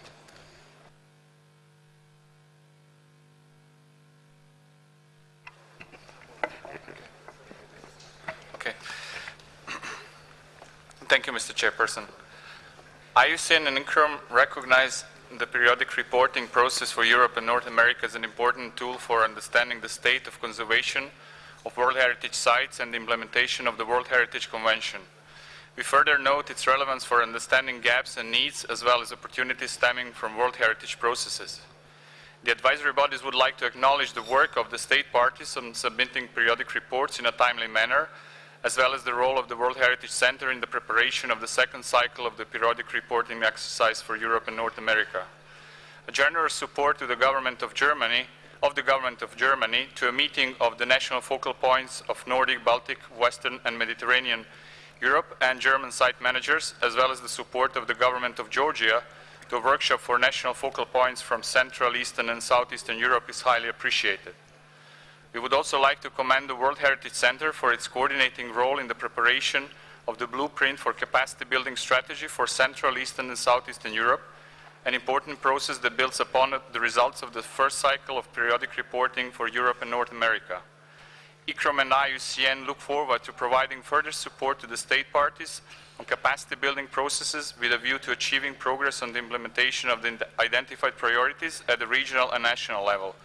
We welcome future endeavors and interaction between the states parties, World Heritage Center and advisory bodies that will lead to a better understanding of the state of the implementation of the World Heritage Convention and contribute to a more representative, balanced and credible World Heritage list. Thank you very much, Mr. Chairperson. Thank you, sir. Now, if there are no further comments on this item, then we can proceed for the, sorry. Of course, we are Mr. Chairperson, ICOMOS has further comments. Yeah? Yes, I'm so sorry. Please, the representative of ICOMOS. I'm so sorry. Please take the floor. Thank you, Mr. Chair. As is pointed out in this report, the region of Europe and North America is at a disadvantage in relation to other regions in terms of the resources available for this process, as it has less access to supportive extra budgetary assistance. This region is one of the largest in terms of the number of individual properties. It faces similar problems to others in terms of the need for capacity building to implement what was agreed at the first round of periodic reporting, in terms of potential threats, and in terms of the need to benefit substantially from this round.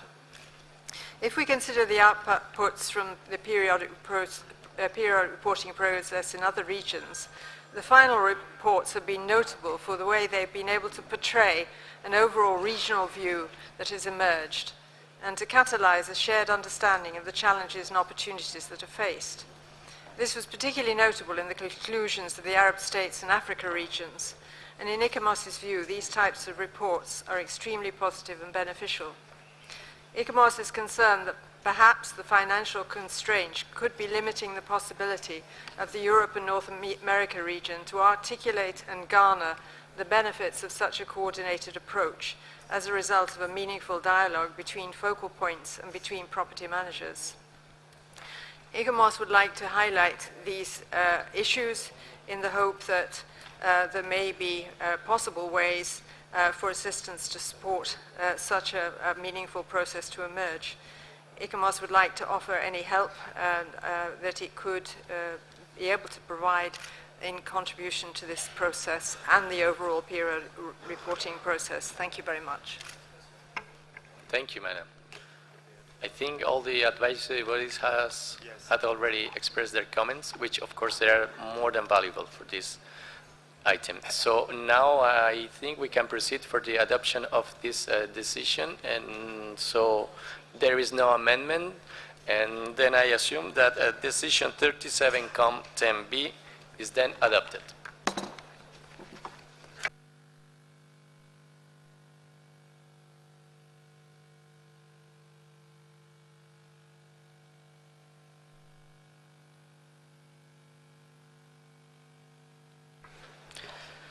Thank you very much, dear colleagues. We will now deal with the follow-up of the second cycle of the periodic reporting exercise for the other regions.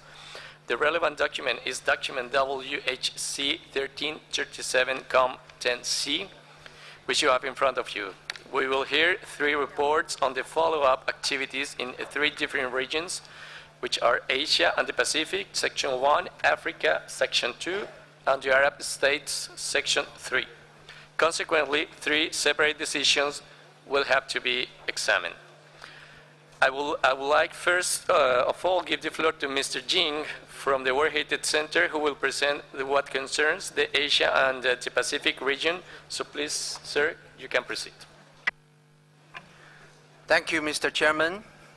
Dear committee members, a brief summary was provided in the working document. The committee may recall that in July last year, the committee examined the final report of the second cycle of periodic reporting for Asia and the Pacific region, and also adopted the provisional action plan for Asia and the Pacific. As an ongoing process, a group of 55 final statement of OUVs has just been reviewed and adopted by the committee this morning under item 8E.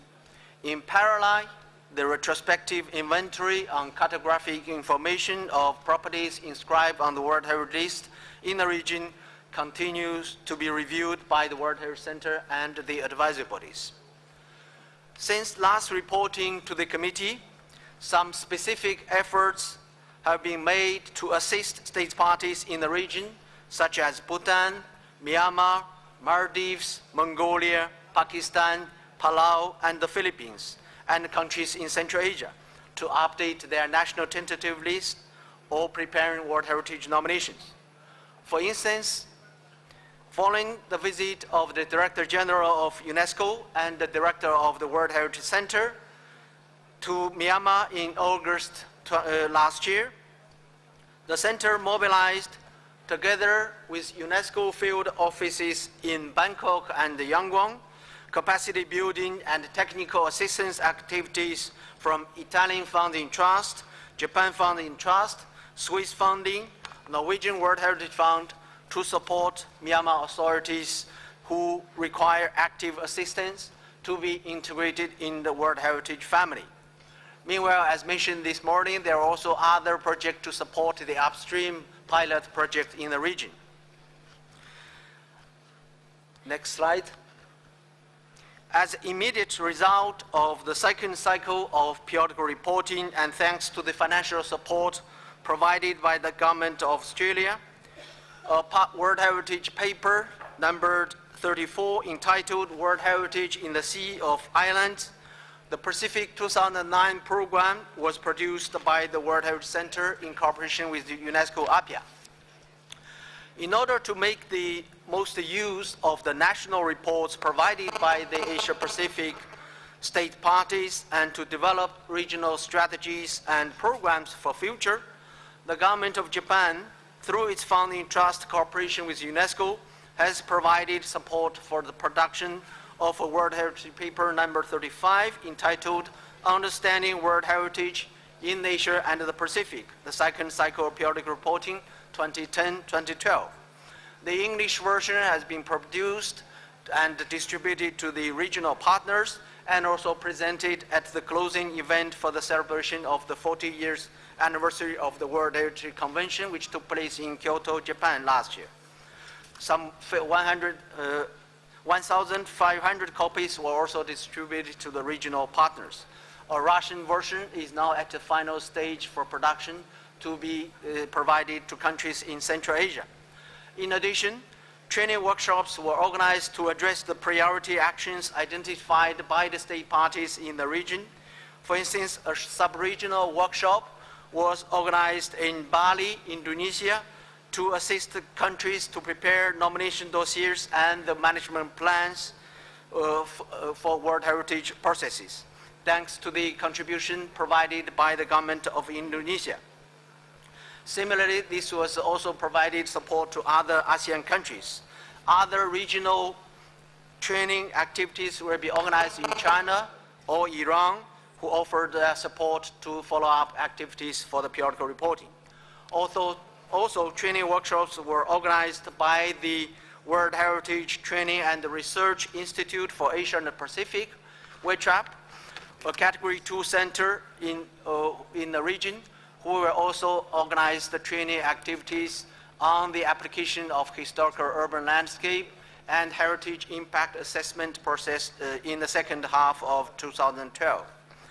In line with Decision 36-10A, WHAP also took the lead in developing the regional capacity building strategy and associated programs for Asia and the Pacific.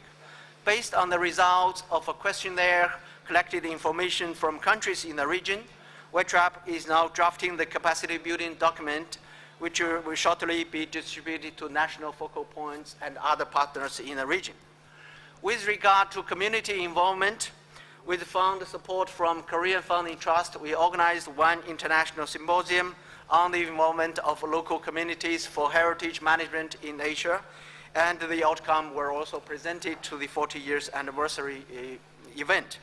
Meanwhile, a framework agreement was signed between UNESCO and the government of Republic of Korea in June 2012 to follow up on the international symposium and to provide some pilot projects for community involvement in World Heritage Management.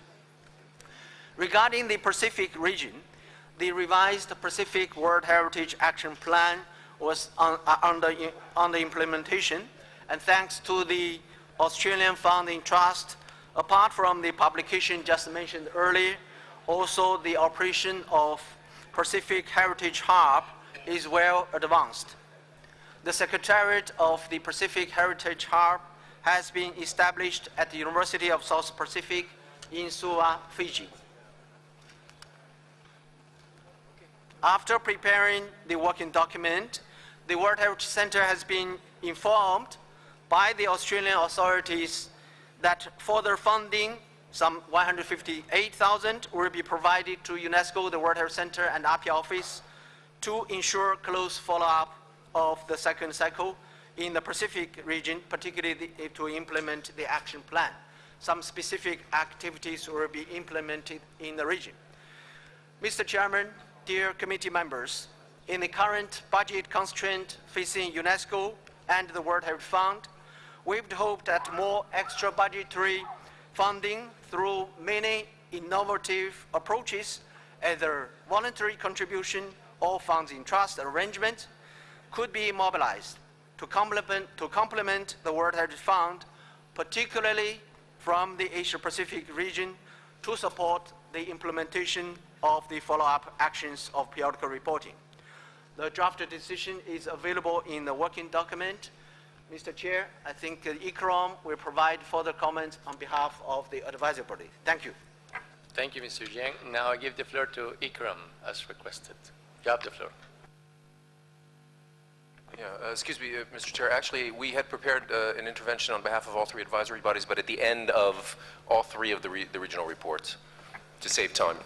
Okay, thank you very much, sir. So now I address to the committee members in the case that there are comments on this item. I see Malaysia. So, sir, you have the floor. Thank you, Mr. Chair. Malaysia welcomes the second cycle of periodic report for the Asia and the Pacific and endorses the report of the World Heritage Center Asia Pacific. Malaysia appreciates the contribution of the government of Japan for the closing event of the 40th anniversary of the World Heritage Convention in Kyoto last year. Malaysia also appreciates the contribution of the government of Australia for the publication of World Heritage in a Sea of Island Pacific 2009 program, and the government of Indonesia for organizing a sub-regional workshop for the preparation of nomination dossier last year. Malaysia would like to thank ACROM and WITRAP for supporting the activities which of course strengthen the capacity building in the region. Thank you, Mr. Chair. Thank you very much, sir. So, having listened to the representative of Malaysia, I think we can proceed to adopt the first decision, which is 37.10C1, included in section 1. So if there is no comments, may I assume this decision is adopted?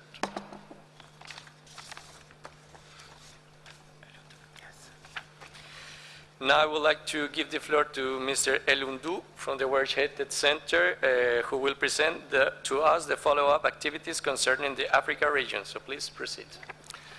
Thank you, Chair. As you all know, the Regional Action Plan for 2012-2017 developed by the African state parties within the framework of the second cycle of periodic reporting was endorsed by the World Heritage Committee last year at its 36th session. A comprehensive yearly program document for the African Nature Program has now been developed and can be found as a link document in the UNESCO World Heritage Center website. It is currently being reviewed by the partners of the program, but also its steering committee, which is made of African experts, and some of them are here in this room. Also, in the framework of the African Nature Program, 2 risk preparedness training workshops were carried out in partnership with IUCN and the African World Heritage Fund.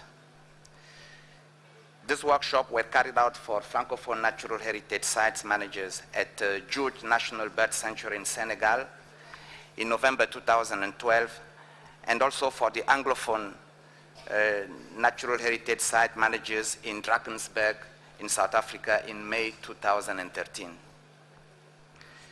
Mr. Chair, the workshop were financed thanks to the funding from the government of Flanders in Belgium and Spain. This work, of course, is being conducted taking into account the orientations given in the World Heritage Capacity Building Strategy, as well as the training needs identified in the periodic reporting results. Also, a workshop on climate change program took place in Nairobi, Kenya in February 2013 with funding from UNDP Small Grant Program. As requested in the decision 36-10D taken at the 36th session, state parties have now started submitting their national plans, taking into account the action plan. In particular, I would want to acknowledge the national plans we received from Cote d'Ivoire, Ghana, and Botswana, and we know that other state parties are currently working and finalizing their national plans, which they will submit to us in the coming weeks. As part of the implementation program of the second cycle of periodic reporting,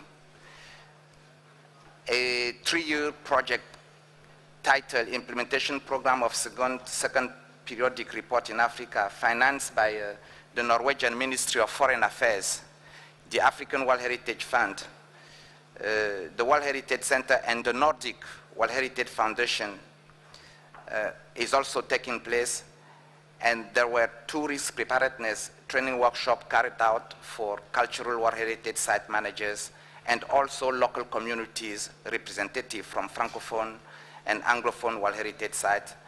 And these two workshops for cultural sites were carried out at the Royal Palaces of Abomey in Benin in March 2013, and at the Great Zimbabwe National Monument in Zimbabwe in May 2013.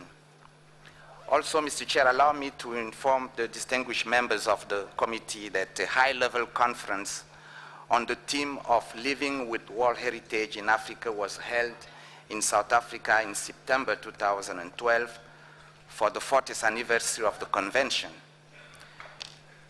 Over 300 delegates, including more than 15 African ministers of culture, tourism, environment, and home affairs, as well as representatives from the African Union, and many, many experts in cultural and natural heritage from all over the world participated in this conference.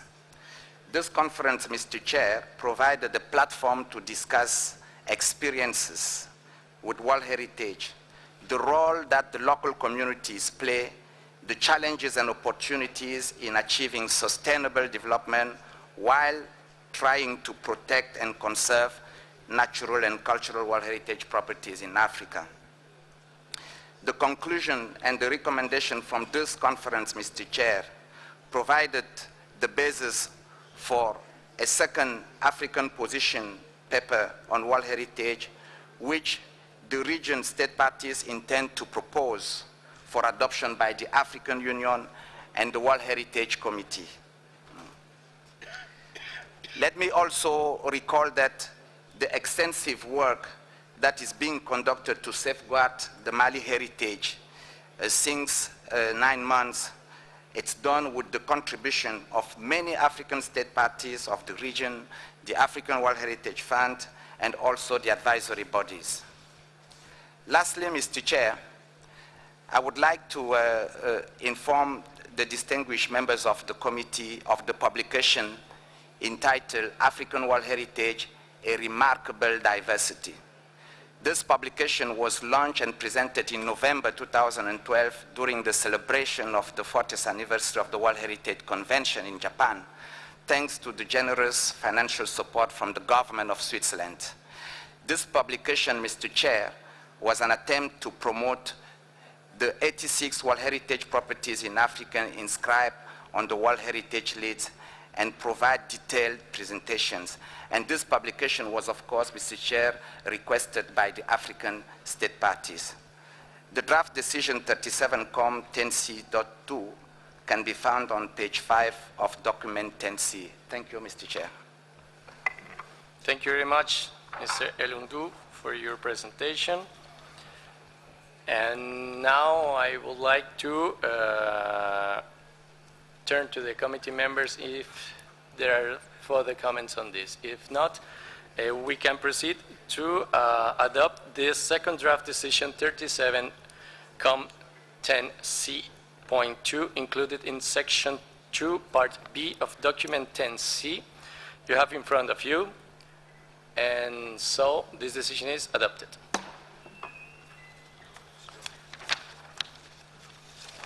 Thank you. And finally, dear colleagues, I would like to give the floor to Mrs. Douche from the World Heritage Center, who will present to us what concerns the Arab States region. So please, Madame, the floor is yours. Merci, Monsieur le Président. Je vais donc continuer, conclure ce que mes collègues ont dit précédemment, donc maintenant pour la région arabe. Comme vous le savez, les États arabes avaient été les premiers à compléter le deuxième cycle des rapports périodiques selon le nouveau format. À la 34e session du comité en 2010, vous aviez accueilli favorablement le rapport et fait de même en 2011 lors de la présentation du programme régional élaboré par les États parties de la région.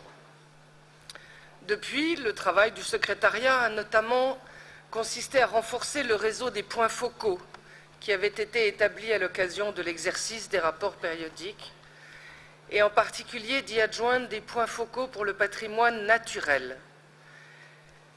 Comme vous le savez, le manque de sites naturels est une des grandes lacunes dans la région qui avait été soulignée par le rapport périodique. Une première réunion exclusivement consacrée au programme régional pour le patrimoine naturel s'est tenue à Amman, en Jordanie, en décembre 2011. Je tiens particulièrement à souligner ici l'exceptionnelle coopération entre le Centre du patrimoine mondial et le Centre régional arabe pour le patrimoine mondial de Bahreïn, qui a entamé ses activités en avril 2012. Sans le soutien du Centre régional de Bahreïn, aucune activité n'aurait pu être menée tous ces derniers mois pour la mise en œuvre du programme régional. Parmi ces activités, je citerai l'atelier de formation d'experts de la région, destiné à devenir des personnes ressources dans le domaine de la Convention pour les pays de la région, répondant ainsi au souhait de l'Algérie qui avait été mentionné ce matin.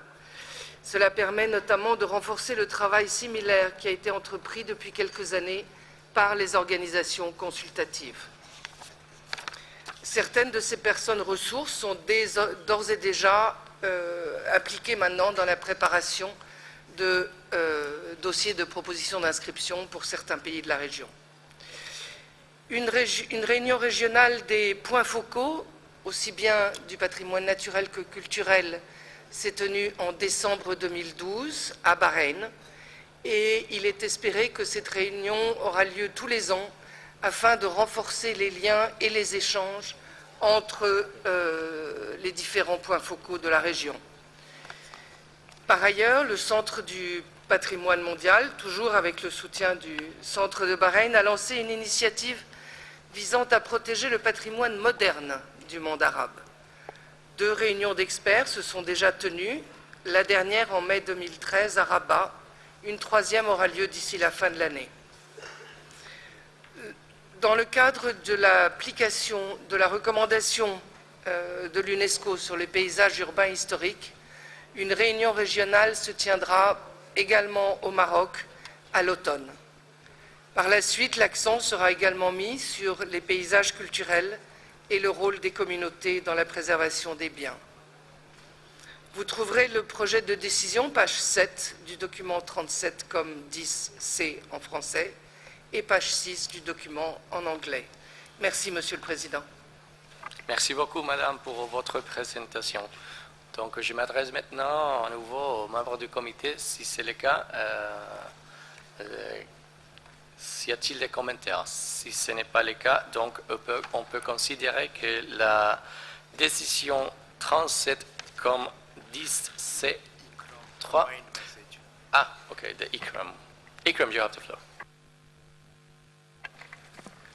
Thank you, Mr. Chair. Sorry about the confusion before, but in order to save time, we thought the advisory bodies would join all 3 of these comments together into one so that we didn't have to take the floor so many times. I make this statement on behalf of ICRAM, IUCN, and ICOMOS. The advisory bodies note the progress made in all 3 regions in regard to the implementation of the results of the 2nd cycle of periodic reporting. We further call attention to the fact that the periodic reporting exercise is an important networking tool which has improved the implementation of the World Heritage Convention on the ground. We fully participated in the development of the periodic reports for each of these regions and now in the follow-up ongoing in each of those regions. In Asia and the Pacific, we note particularly the results of the Pacific 2009 program and the nomination workshop that took place in Bali, and we really would like to reiterate the importance of the development of a regional capacity building strategy currently being undertaken by WITRAP, the Category 2 Center in China, and call on states parties to collaborate with WITRAP on the development of that strategy. In Africa, we commend the work of the World Heritage Center, in particular for African nature, and also the work of the Africa World Heritage Fund, the regional and national institutions such as CHEDA, EPA, and the universities. And we urge the states parties to support all of those institutions as much as possible. And finally, in the Arab states region, we again acknowledge the ongoing work of the World Heritage Center and the Arab Regional Center for World Heritage, the Category 2 Center located in Bahrain. And we note that we are very much involved with that center and commend that center for the work that it has been carrying out. We also call attention to the fact that the advisory bodies have additional activities going on in that region, such as the Tabea program of IUCN, the Athar program from ICRAM, and for ICOMOS, the work of their national committees and scientific committees in that region. In all three of the regions covered in this report, the advisory bodies and their extensive networks in each of the regions pledged to continue to work closely with states parties, with the World Heritage Center, with the Category 2 centers, and with other interested institutions in follow-up activities. Thank you very much, Mr. Chairman. Thank you, sir, and all the advisory bodies for those comments. So now we can proceed for the adoption of Decision 37-10C.3 included in Section 3, Part B of Document 10C you have in front of you. If there are no more comments on this item, and then we can assume that this decision is adopted.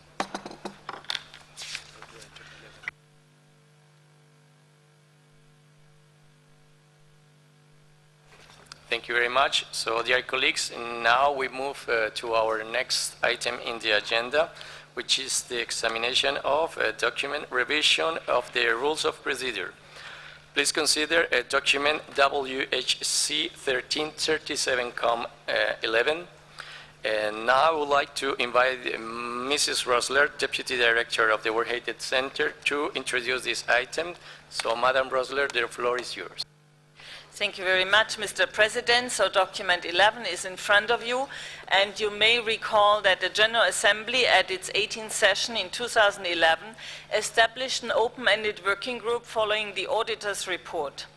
This open-ended working group met first in May 2012 at UNESCO with Mr. David Hamatsiripi from Zimbabwe and as chairperson, and Mrs. Vera Laceuille as vice chairperson, and Mrs. Christine Dubois as rapporteur. The second meeting took place in February 2013 on the PAC part, and you reviewed this earlier this week. The 36th session of the World Heritage Committee took note of the implementation plan concerning the global strategy part and took decision 36-9A concerning a number of recommendations on the revisions to the rules of procedures. You have the proposals concerning the revision of the rules of procedure of the World Heritage Committee based on these recommendations by the open-ended working group, which mainly deal with issues related to conflict of interest. In addition to this, I would like to point out that we have been approached by members of the open-ended working group concerning an issue which you discussed earlier already last year. If you remember, Mrs. Vera Laceuille provided an oral report to you last year from which I quote, "The committee is also asked to address any potential conflicts of interest of its members and to strengthen decision 35-12B with regard to the interdiction of a state party to present a nomination during its mandate, confirming a transitional period on a voluntary basis for the state parties presently members of the committee." Members of the group approached the Center and noted that this was not taken up in the present document. In this regard, I would like to inform you that with respect to the question regarding the postponement of the examination of nominations presented by members of the committee, the open-ended working group did not explicitly suggest a modification to the rules of procedure, but merely proposed that the committee refine decision 35-12B, confirming a transitional period on a voluntary basis for state parties presently members of the committee, and after this period, postpone the examination of nominations presented by members of the committee during their mandate, with the exception of referred back and transboundary nominations. The open-ended working group recommended that the rules of procedure of the committee be modified only with respect to the three last points in recommendation 12 of the report of the external auditor. That means the practice of signed amendments, the transparency of the process, and the prohibition of nominations that do not fulfill the conditions set out in the guidelines. Should the committee decide at its 37th session that members of the committee postpone on a permanent basis and not for a particular session the examination of nominations presented by members of the committee during their mandate, this would not be in accord with Article 11 of the Convention and Rule 13 of the Rules of Procedure of the General Assembly of State Parties to the Convention. However, members of this committee could voluntarily refrain from submitting nominations during their mandate. Therefore, this matter may be also brought to the attention of the General Assembly. You as a committee can of course also refine Decision 35-Com12b.14, which I read out, recommends committee members consider refraining from bringing forward new nominations that might be discussed during their term serving on the committee without prejudice to nomination files already submitted, deferred or referred during previous committee sessions, or nominations from least represented state parties, and that this provision be implemented on an experimental basis and be reviewed at its 38th session in 2014. And this is another reason why we haven't brought this up, because this was in the decision of the committee already to bring it back 2014 only. Members of the open-ended working group also raised another question regarding the prohibition of nominations that do not fulfill the conditions set out in the operational guidelines. And I would like to inform you that on the first day of when the operational guidelines group met, I informed that group on this specific issue. Document 11 specified that this point is covered in the operational guidelines and that the World Heritage Committee applies these guidelines when deciding whether or not to inscribe properties on the World Heritage List. The decision to inscribe a property on the World Heritage List belongs to the World Heritage Committee in accordance with Article 11.5 of the Convention. Therefore, any final decision taken by the Secretariat or the advisory bodies on the question of the fulfillment of the conditions set out in the operational guidelines with respect to nominations would not be in accord with the Convention, which foresees that the decision to inscribe a site on the World Heritage List belongs to the World Heritage Committee. I would also like to inform you that we discussed this point at length with the advisory bodies at our regular meetings, and we did not see any possibility to add a new paragraph on this point in the operational guidelines. In our view, it was a question of the application of the guidelines rather than adding a new paragraph. And as I said, I have brought this forward also to the operational guidelines group, and you will discuss operational guidelines under item 12. Mr. Chair, Decision 37-Com11 is in front of you under point 3 on page 3 in the English version and page 3 in the French as well. Thank you very much. Thank you very much, Madam, for your presentation. So now I would like to ask the committee members for your comments. India, you have the floor. Thank you, Chair. Just a question to the legal advisor. The rules of procedure can be changed by who? Does the committee set its own rules of procedure? Does somebody else set the rules of procedure? Does the General Assembly set them? Does the UNESCO Executive Board set them? Who sets and makes the rules of procedure? Who can change them? Could you give me an answer? Thank you very much, Mr. Ambassador. Please, legal advisor. Thank you, Mr. Chairman. The rules of procedure of the committee are adopted by the committee. The committee has been charged, I believe, by the convention or the Assembly of State Parties to adopt its own rules of procedure. Thank you, Mr. Chairman. Thank you, Madam. Now I give the floor to Estonia. Thank you, Mr. Chair. Estonia would like to pick up the point that was raised by Madame Rösler just now, because although we understand that the Convention sets our rules, we have also seen in our practice that we have been successful in adopting voluntary measures, such as the mandate from 6 years to 4, which is widely accepted. And we would like to say that we believe it's essential, really, for the neutrality and impartiality of the evaluation process to ensure the appearance of total independence of those who make the final recommendations of SOC reports and nominations. And our aim is not to call into question the professionalism, expertise and integrity of members of a committee, but it is unquestionable that there is potential conflict of interest that affects the credibility of the whole process and therefore of a convention. The procedure that enables the state parties to put forward their nominations and then sit in the committee to debate them and vote on them is problematic because it cannot be credible. In his global strategy evaluation, the external auditor observes a strong correlation between the countries represented on the committee and the location of properties nominated.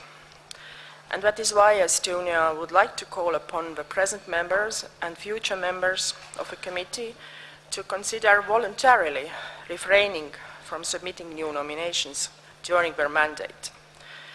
We understand also that this cannot be an absolute rule, as the exceptions for countries with no sites, for instance, or as well as referred back nominations, transboundary nominations, these exceptions need to be made.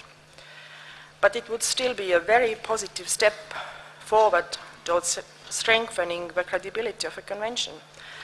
And I think we could follow the example of Cambodia, who wouldn't submit a nomination of Sambor Praekuk Temple for consideration at the present session. They decided to hold back their nomination as a gesture towards improving the culture of impartiality within our organization. Thank you. Thank you very much, Madame. Je donne la parole au Mali. Merci, Monsieur le Président. Je remercie également Madame Rosner pour cette brillante prestation, mais je souhaiterais avoir des renseignements, d'amples renseignements sur la partie concernant la transition. Vous êtes passé rapidement là-dessus.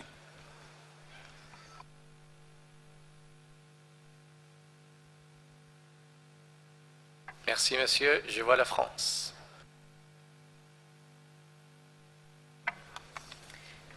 Merci, Monsieur le Président. Le travail préparatoire du groupe de travail nous semble intéressant, mais il est important que ces modifications du règlement intérieur ne soient examinées fort logiquement qu'après que l'Assemblée générale se sera prononcée sur la liste des recommandations prioritaires dans le cadre des objectifs du plan d'action stratégique adopté lors de la 18e Assemblée générale des États parties. Merci, Monsieur le Président.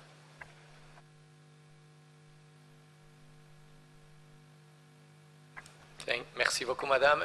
India, you have the floor. Thank you, Chair. I'm now a little confused because I heard the legal advisors say that the World Heritage Committee sets, revises, adopts its rules of procedure. I heard Estonia say that it is the convention that sets the rules of procedure. I heard France say that we would await the General Assembly's recommendations on the rules of procedure. What is the legal position? Thank you.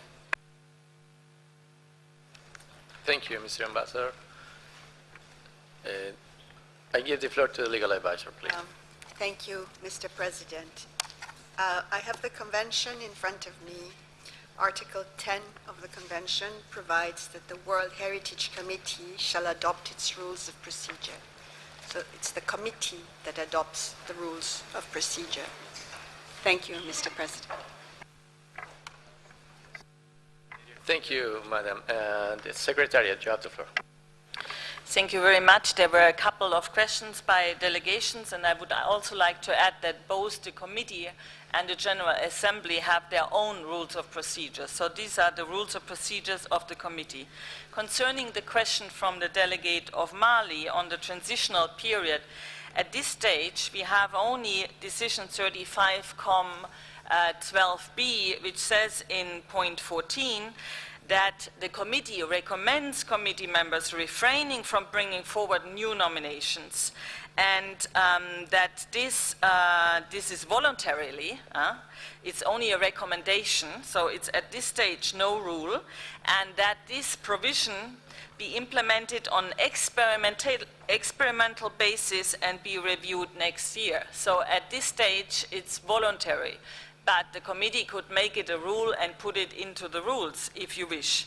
Concerning the question from France, we will bring the final report on the implementation of the report from the open-ended working group to this year's General Assembly, which takes place from 19th to 21st November during the General Conference. And of course, the General Assembly is free to make further recommendations to this committee.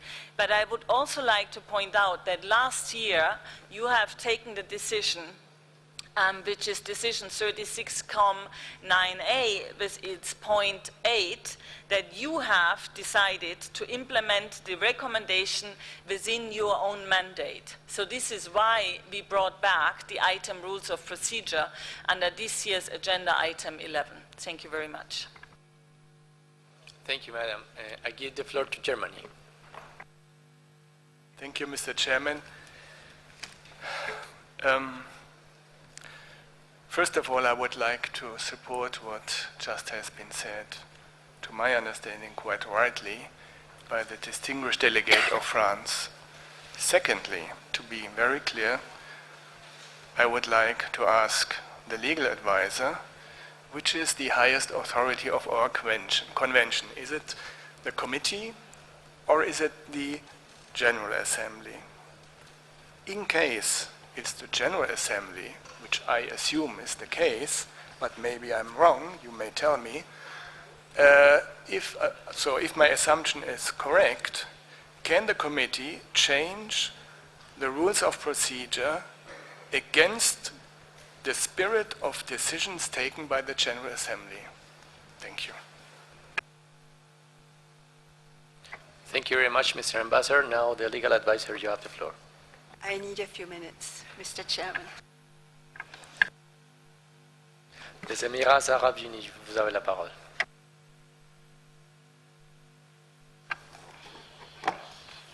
شكرا سيد الرئيس. أنا كنت أود أن أطرح نفس السؤال الذي تقدمت به ألمانيا. هذا من ناحية، ومن ناحية أخرى أود التعقيب على ما تفضل به وفد إستونيا بخصوص الترشيحات أثناء الولاية. نحن نعتقد في الإمارات بأننا نعمل على مستوى من الثقة ومن الشفافية، وأن ليس من الضروري أن نشك في أن وجود دولة ترشيح دولة لموقع وهي أثناء الولاية سيغير من الأمر لتأثيرها نتيجة. نحن لاحظنا على الأقل من هذه الدورة أن هناك دولا أعضاء الآن ولم تفلح في إدراج مواقعها، وكانت هناك دول أخرى خارج العضوية وأخذت موقع أو موقعين في هذه الدورة بالذات. أنا أقدر يعني مشاغل الوفد الإستوني من واقع تجربة يمكن مرت، لكن ليس بالضرورة أن هذه اللجنة ستظل على أخطاء في الماضي أو على. نحن نسير إلى أمام ونطمح في تغييرات أكثر وفي بناء ثقة أكثر، لأننا في النهاية نعمل من أجل مصلحة عليا ورمزية، يعني لا تقف عند حد المصلحة الآنية للدولة. هي التراث العالمي وفي معايير وفي هيئات استشارية. لذلك أنا لا أرى أننا بحاجة لهذا الاشتراط ولو كان طوعيا. لنعمل حسب المعايير ونعمل على الثقة في الهيئات الاستشارية وفي أعضاء اللجنة بدون أن نضطر لهذا الاشتراط. شكرا.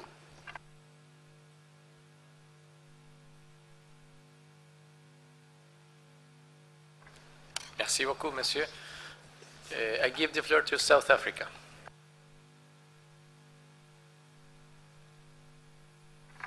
Thank you, Mr. Chairperson. I think like the delegation of India, we're a little bit confused. Yesterday we had discussions on the rules of procedure, and there seems to be a tendency for colleagues to read only that rule that really suits them. And we hear complaints afterwards about the legal advisor, and we hear complaints about the rules of procedure, while it's clearly stated in the rules how these things work. Now, if colleagues are not happy with the rules of procedure, let's change them. But the rules, Rule 50, 51 and 52, is clear, it's there. We invite colleagues to look at these. It's not about the question of whether the assembly is basically superior to the committee or vice versa. There's even a provision in there that indicates that if we try to change the convention, then that's not allowed. But in terms of the rules of procedure, the committee sets its own rules of procedure. There's even an indication in terms of voting, how many votes you need. So can we just get a clarification? Where do the states parties that feel that this is not possible read it in the rules of procedure? And I stand to be corrected.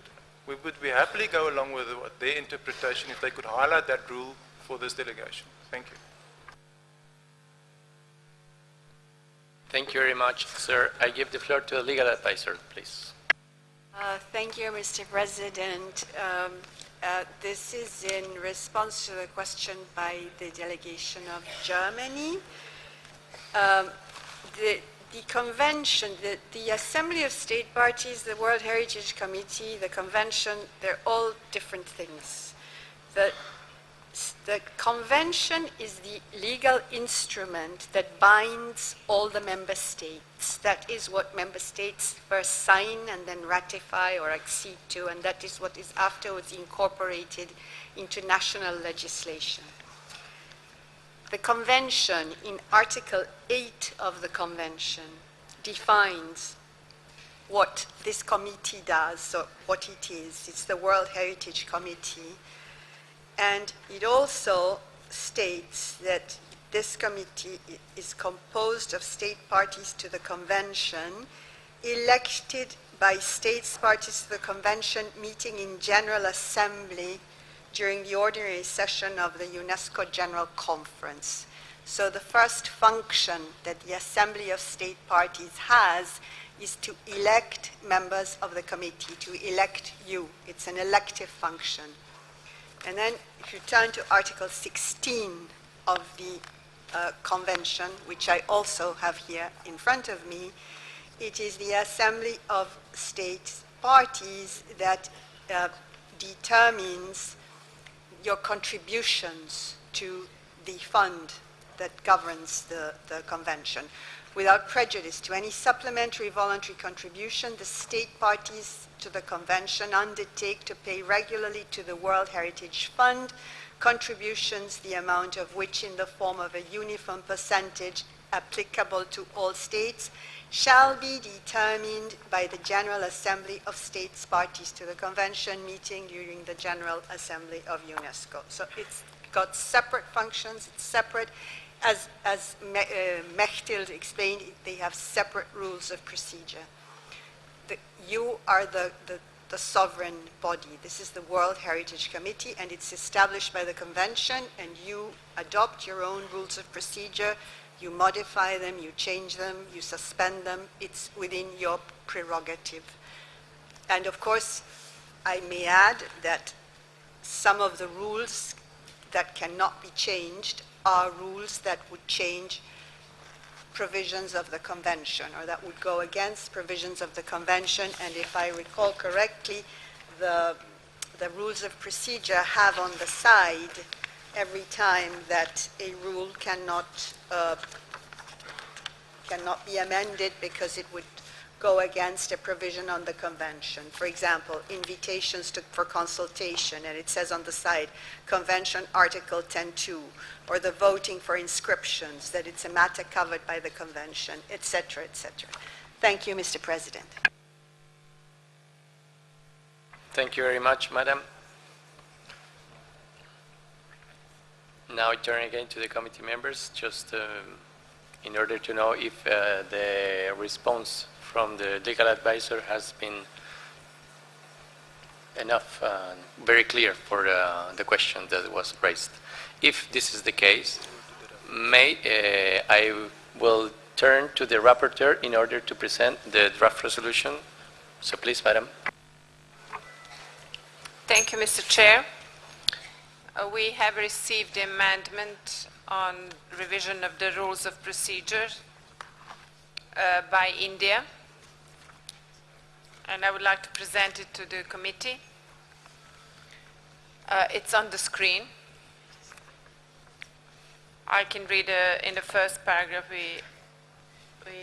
there have been no changes. In the second paragraph, there have been no changes. We add third paragraph. Actually, we add the changes. Decides to amend articles 22.6, 22.7, 23.1, 23.2 of the Rules of Procedure as follows.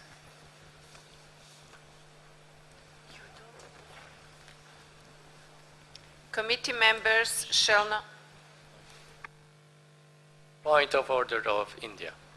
Thank you. The draft resolution that we have submitted does not have the square brackets that appear. Yeah, we need to cut that out because it doesn't make sense. The first part, in order to avoid any potential conflicts of interest. Thank you.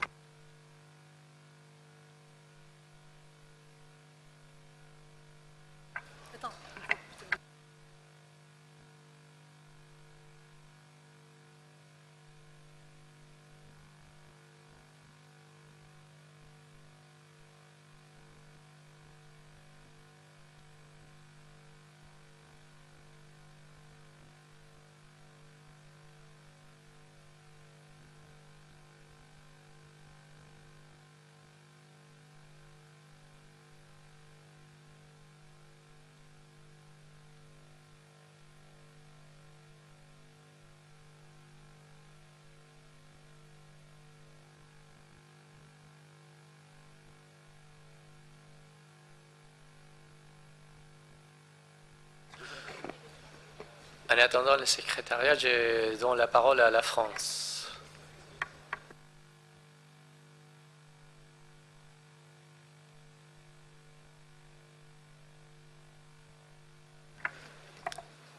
Merci, Monsieur le Président. Nous soutenons ce qui vient d'être dit par la délégation de l'Inde et nous avons quelques modifications aussi sur la formulation. Oui, si cette rédaction était acceptée, il faudrait après l'invitation explicite du président, virgule, dans la limite du temps de parole accordé et en réponse aux questions précises posées.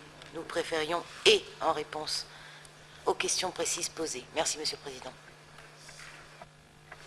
Merci beaucoup, la France. Je vois le Cambodge. Vous avez la parole. Merci, Monsieur le Président. Le Cambodge rejoint ce que vient de dire la France. Merci beaucoup. Très bien, merci beaucoup, monsieur. Je vois l'Estonie et après les Émirats arabes unis. L'Estonie. Thank you. In this case, that the first sentence would be struck out as proposed by India, Estonia would like to keep the last sentence of the present paragraph 22.6 that reads as follows in the end. Advocacy in favor of the proposal will not be entertained. Thank you.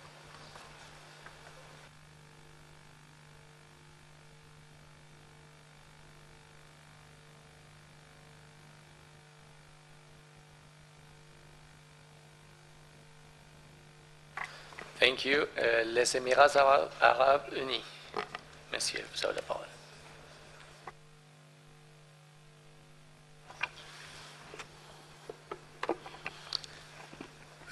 نحن نؤيد المقترح الهندي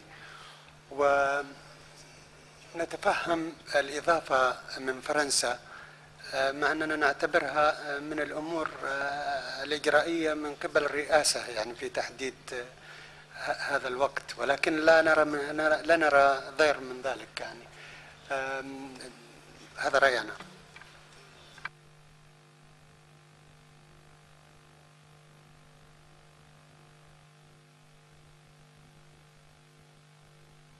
Merci beaucoup. La Fédération de Russie, vous avez la parole.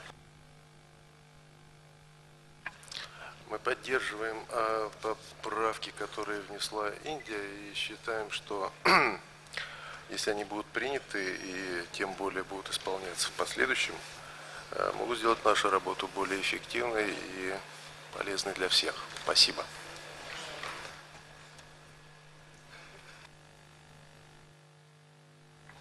Merci beaucoup, monsieur. L'Irak, vous avez la parole. شكرا سيدي الرئيس. العراق يؤيد بالمقترحات اللي جاءت من دولة الهند وفرنسا ويؤيد مؤايدته الدول الأخرى. شكرا.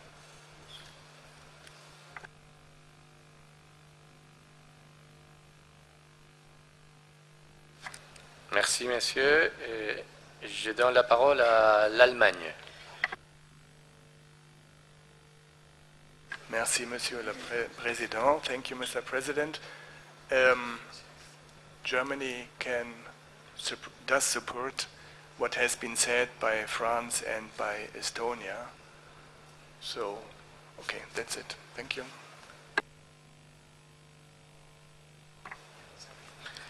Merci, monsieur l'ambassadeur. Je donne la parole à l'Algérie. Thank you, Chair. Merci, Monsieur le Président. L'Algérie soutient la proposition de l'Inde excusez-moi, mais on a un problème avec... excusez-moi, on a un problème avec cet appareil. Je n'arrive pas à lire le tableau. Je ne peux pas lire le tableau. Caméra. Il faut que je me retourne. Voilà, ça y est. Donc nous soutenons la proposition de l'Inde telle qu'elle est écrite sur le tableau, avec la conjonction ou en faveur ou j'arrive pas à lire. Ou j'arrive pas. Ou en réponse aux questions précises posées. Merci, Monsieur le Président. Merci beaucoup, madame. Je donne la parole au Sénégal.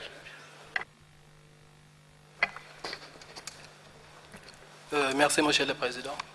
La délégation du Sénégal soutient la première proposition faite par l'Inde et qui tend à la suppression de l'ajout qui a été fait par le centre qui est en gras, parce qu'il me semble que cet ajout n'apporte rien, ça a plus une portée philosophique qu'une portée juridique. Je pense que l'un des principes élémentaires d'un texte de droit, c'est d'avoir un effet utile. Et nous ne voyons pas ici ce que cet ajout pourrait ajouter. Concernant aussi la deuxième proposition de l'Estonie, enfin, pour les mêmes raisons, nous nous y opposons parce qu'il me semble aussi que non seulement elle est ambiguë, on ne sait pas très bien ce que plaidoyer veut dire, et puis pratiquement, de manière concrète, je ne vois pas très bien comment cela marcherait, c'est-à-dire si un État parle, est-ce qu'on va l'arrêter pour lui dire vous faites un plaidoyer, vous ne faites pas de plaidoyer, selon quels critères, c'est quoi un plaidoyer? À mon avis, c'est une ambiguïté qui est porteuse de gros risques. Et à mon avis, c'est un point qu'il faudrait supprimer.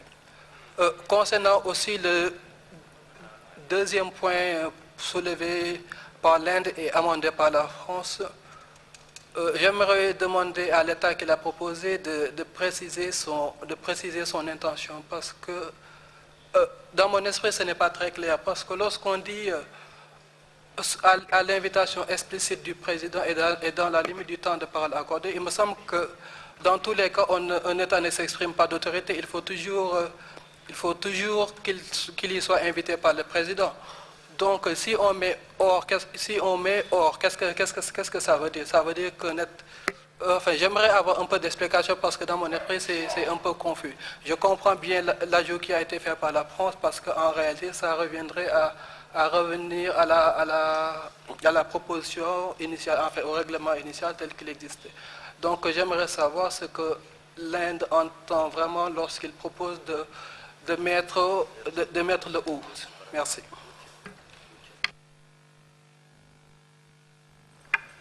Thank you, Chair. I'm sorry. Please, Mr. Ambassador, let me just give the floor first to Malaysia, and then I will give you the floor. So, Malaysia, you have the floor. Thank you, Chair. Malaysia's support has been shown on the screen, the original amendment by India and a little bit of change as proposed by Estonia and France. Thank you. Thank you, sir. Je passe la parole à la Suisse. Merci, Monsieur le Président. Si nous devions décider d'accepter l'amendement initialement proposé par l'Inde, c'est-à-dire de biffer la première phrase, il serait particulièrement important de maintenir néanmoins une référence à une règle qui doit éviter les plaidoyers, advocacy, no advocacy. Et c'est dans cet esprit, car cet élément est crucial pour le travail de notre comité, que nous soutenons l'amendement de l'Estonie et de l'Allemagne de transformer la fin du paragraphe en lui ajoutant la phrase qui est proposée. Merci. Merci beaucoup, monsieur. Je passe la parole au Japon. Thank you, Chair. Japan support Indian original sentence. Thank you. Merci beaucoup, monsieur l'ambassadeur. Je donne la parole au Qatar.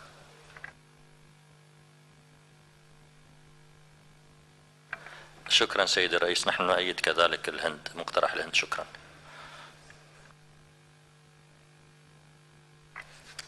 Merci beaucoup. L'Afrique du Sud, vous avez la parole.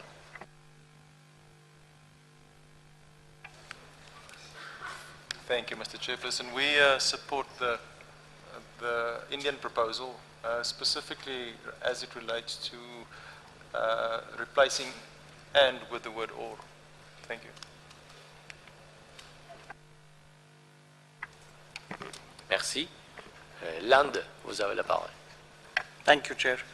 At some point I thought about the explicit and implicit invitation. I now realize the value of the explicit invitation.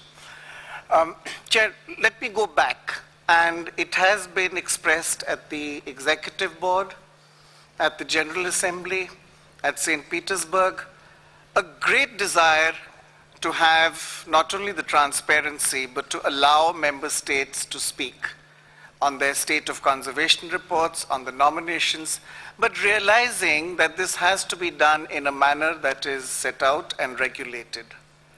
There was a great desire to eliminate the present reasonably hypocritical system by which state parties ask member states of the committee to ask questions on their behalf.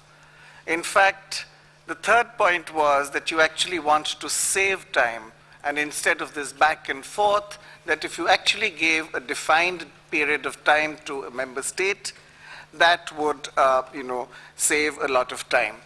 So this was the background. And this is a background that I believe all of the states, or at least all of the states that I've heard, I have not yet come across in the detailed discussions at the Executive Board, at the General Assembly, and I quite accept the point of the legal advisor that those are not the fora that will decide the rules of procedure of this committee. The advocacy issue. The problem with the word advocacy, and I've struggled to find a term that will, let me say, sort of replace that. Member states will speak on their nominations if they're allowed to do so. They will not speak on the weather. They will speak on the nomination. So what is this advocacy? How do you define it? Mr. Chair, you are a very firm chair. Tomorrow, is a chair going to step in while a member state is speaking and say, please stop, you are carrying out advocacy, whatever that means? Let me turn to the UN system. Nowhere in the UN system do you disallow member states from speaking. You try and provide every opportunity. Let me put another point forward. You give advisory bodies not one, not two, but repeated chances at the floor, repeated occasions to speak. Are you going to place advisory bodies above member states? Are they going to get the floor time and again, and you will stop a member state from speaking? Is that the spirit of the convention? Is that what we are here for? We have seen factual errors. We have seen errors of perception, errors of understanding. It would have been simpler if you had allowed member states to speak on their behalf. I recognize the valuable contribution of Senegal and Japan when this question began at the beginning of this session, when it was said that maybe we should suspend this rule of procedure. The legal advisor confirmed and has reconfirmed that it is up to the committee to suspend rules of procedure. Quite rightly, Japan and Senegal said, no, let this session go. Let us talk about it. It's something that we support, but maybe not now. But you're not going to wait till the next session to rediscuss this whole thing. This is the background. This is where you are. This is the committee which, if you don't trust it to work in a particular manner, why have you elected them? Why have this committee? We could have the advisory bodies give recommendations, accept them, and that is done. So there is a reason for it. There is a reason for phrasing it in this particular manner. Let me come to one more issue. Respected Chair, you are the chair. What we are saying is, please give a defined duration of time. You can define the time. The chair can define the time. 2 minutes, 3 minutes, 1.5 minutes, whatever. That is your best estimate of what the member state should get to speak on its own state of conservation report or nomination file or dossier.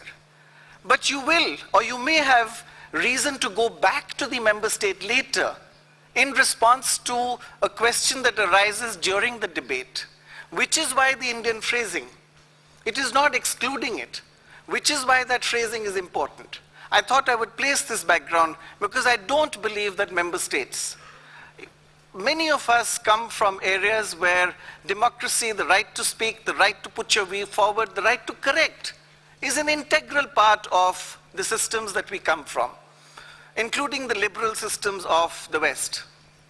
So I would urge that this debate has gone on. We have had this debate before. Let us now move on it, and advocacy, if somebody can define for me legally, please let me know. Thank you. Thank you very much, Mr. Ambassador, for your comments. Now I give the floor to Thailand.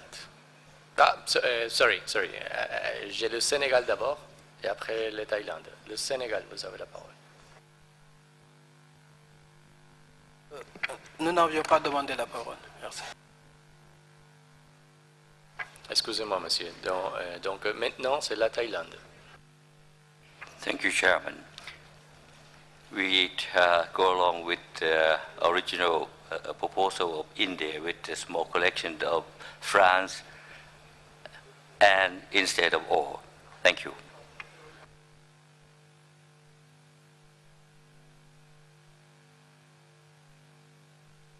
Thank you, sir. Le Mali.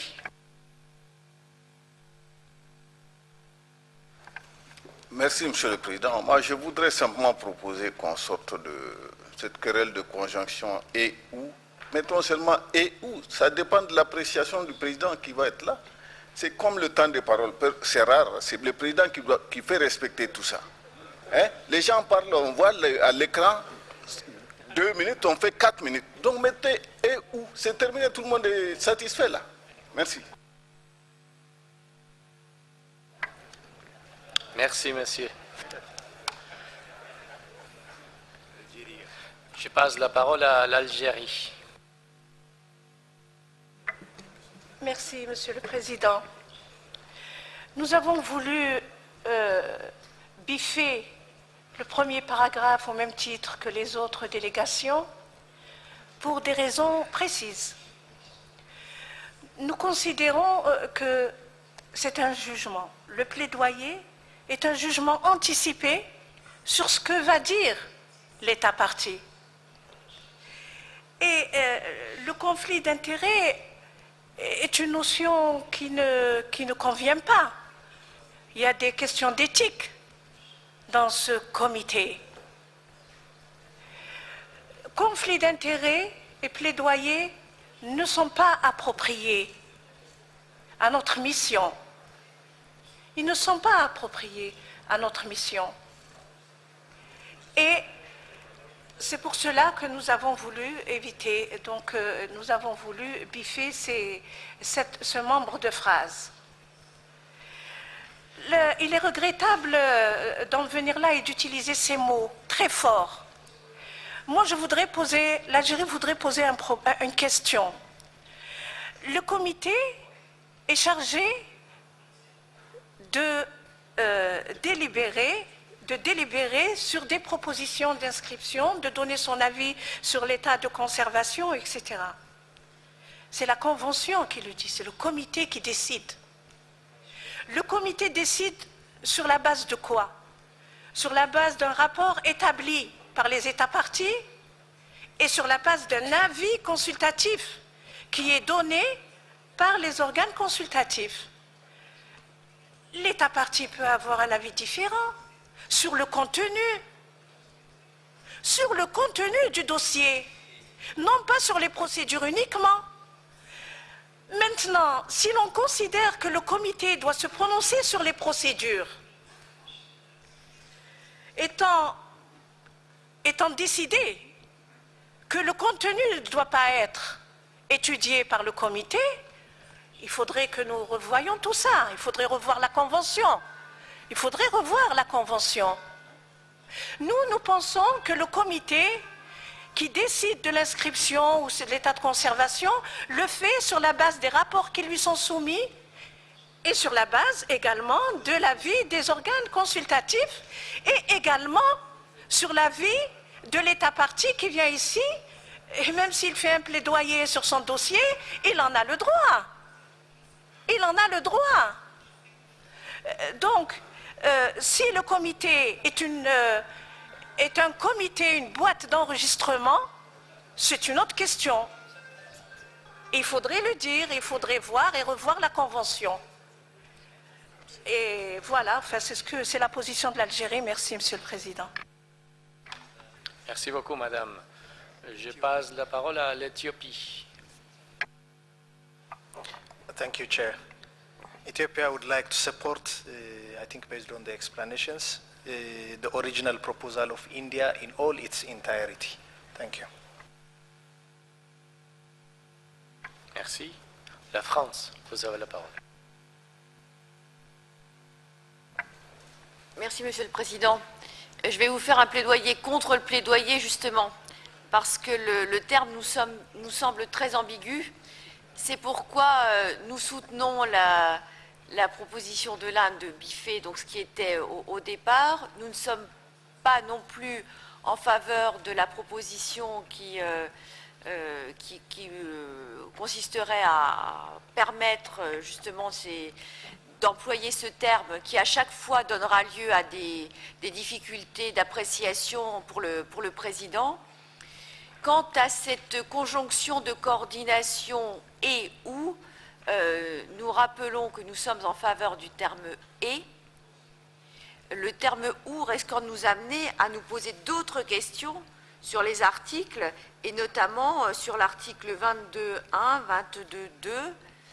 Ça risque de nous amener à d'autres considérations en cascade. Merci, Monsieur le Président. Merci beaucoup, Madame. L'Estonie, vous avez la parole. Thank you, Mr. Chair. Little words can be really important, and the word "and" in this case that was proposed by France is indeed very important, because the state party is of course the major player in this process, but the state party also has the possibility to put forward its position. It can write factual errors letters. They are put up on the website, and it's only natural that the committee members might have some questions based on these letters as well as nominations, and these questions should be put to a state party.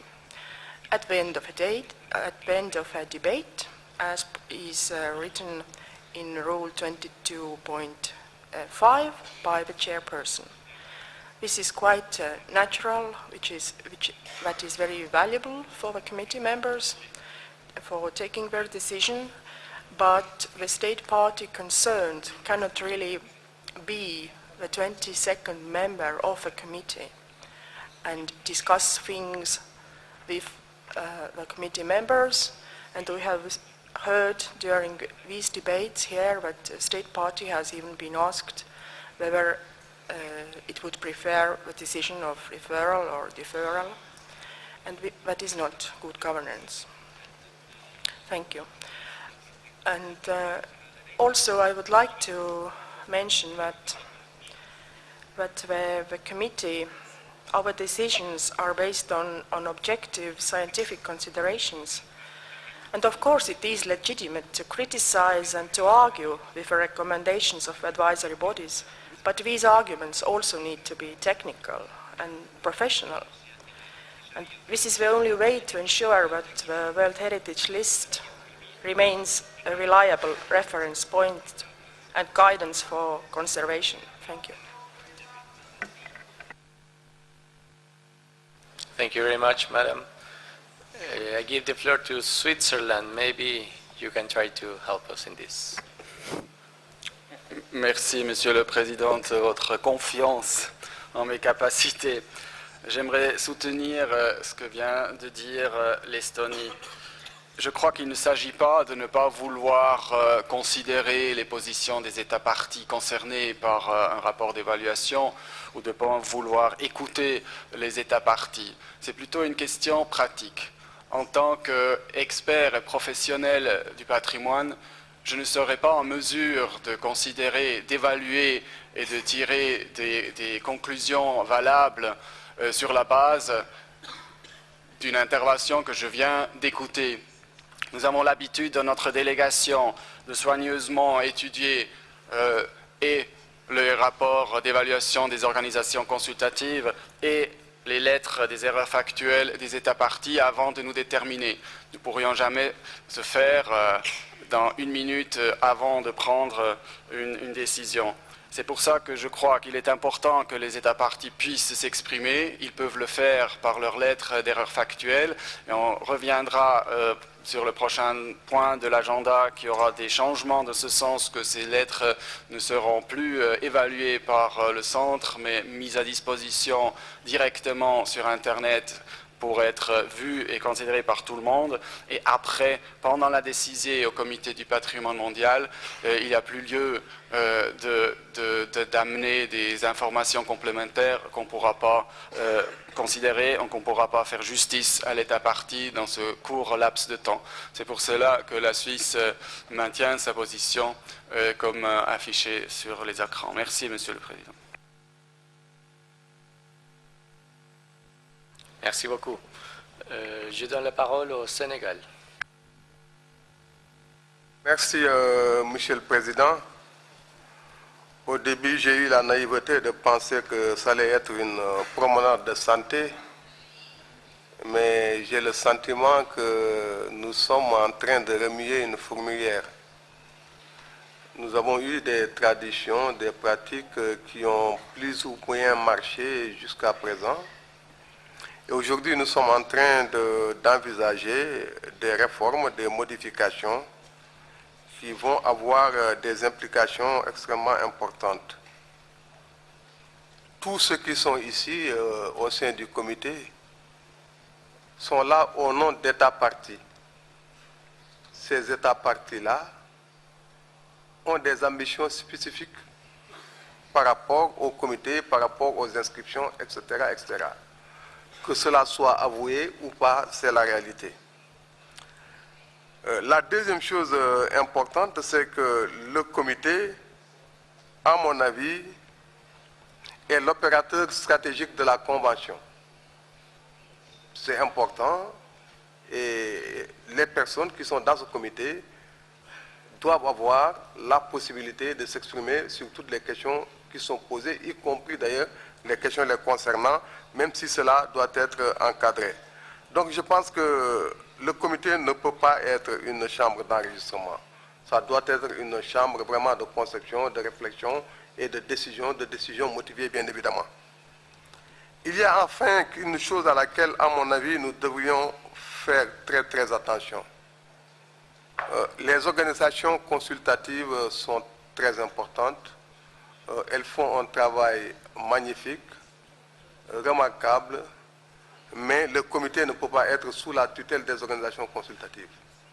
Il faut, je pense que nous fassions l'effort de prendre des décisions équilibrées qui ne fassent pas que finalement être membre du comité, c'est avoir le bâillon sur la bouche et ne plus pouvoir s'exprimer.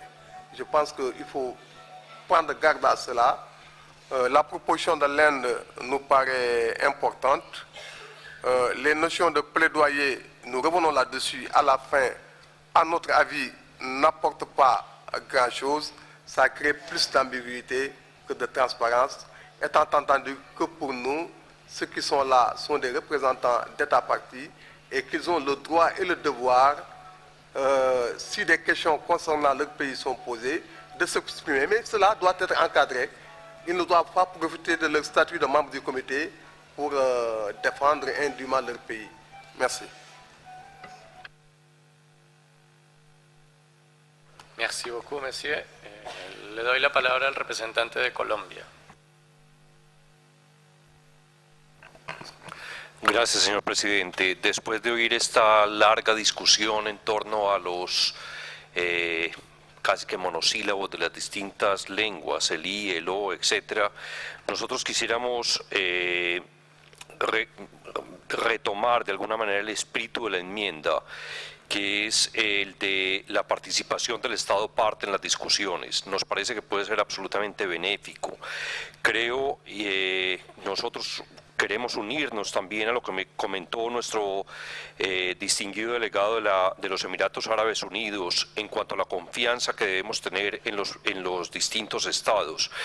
El espíritu de la convención nos invita a ello. Entonces, finalmente, nosotros queremos respaldar la propuesta presentada por la India y la I de Francia. Gracias. Muchas gracias. South Africa, you have the floor. Thank you, Mr. Chairperson. We must decide what we want. If we follow the rules of procedure, which gives the chairperson a lot of leeway, and we've heard reference to Rule 22.1, 22.2, 22.3, there's a lot of leeway given to the chairperson. Now, in this proposal here, the reason why we would like to have the or there is that if we want to keep the bit about advocacy, you need to allow a state party to respond to questions. And it's been raised, the issue, by the distinguished ambassador of India. States parties cannot be put on the same level as advisory bodies. Or let me put it differently, advisory bodies cannot be put on the same level as states parties. States parties come first and foremost. And whether countries agree with it or not, states parties pay their contributions and keep this show on the road. So if countries want an and there, then you can definitely not have the last sentence. So then you leave everything in the hands of the chair, and who knows who the next chair might be and whether that chair is somebody that any of us would agree with or be comfortable with. So we need to provide for both sides of the coin. And we have to have a little bit of faith that states parties would have on their delegations people with technical expertise, because a case always has two sides. There aren't just one kind of expert that knows the best. There are different ways of looking at an issue, and we've seen that here fairly frequently in the committee. So it's just an effort to provide some balance. It's not an ideological issue, and we're trying to find a balance here, and this is why we're discussing this issue. So we just thought it might be useful to clarify why we would like to see or instead of and. Thank you, Chair.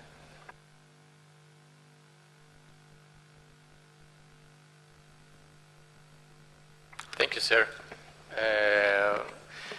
Having said that, I would like to give the floor to the rapporteur in order to read out the amendments.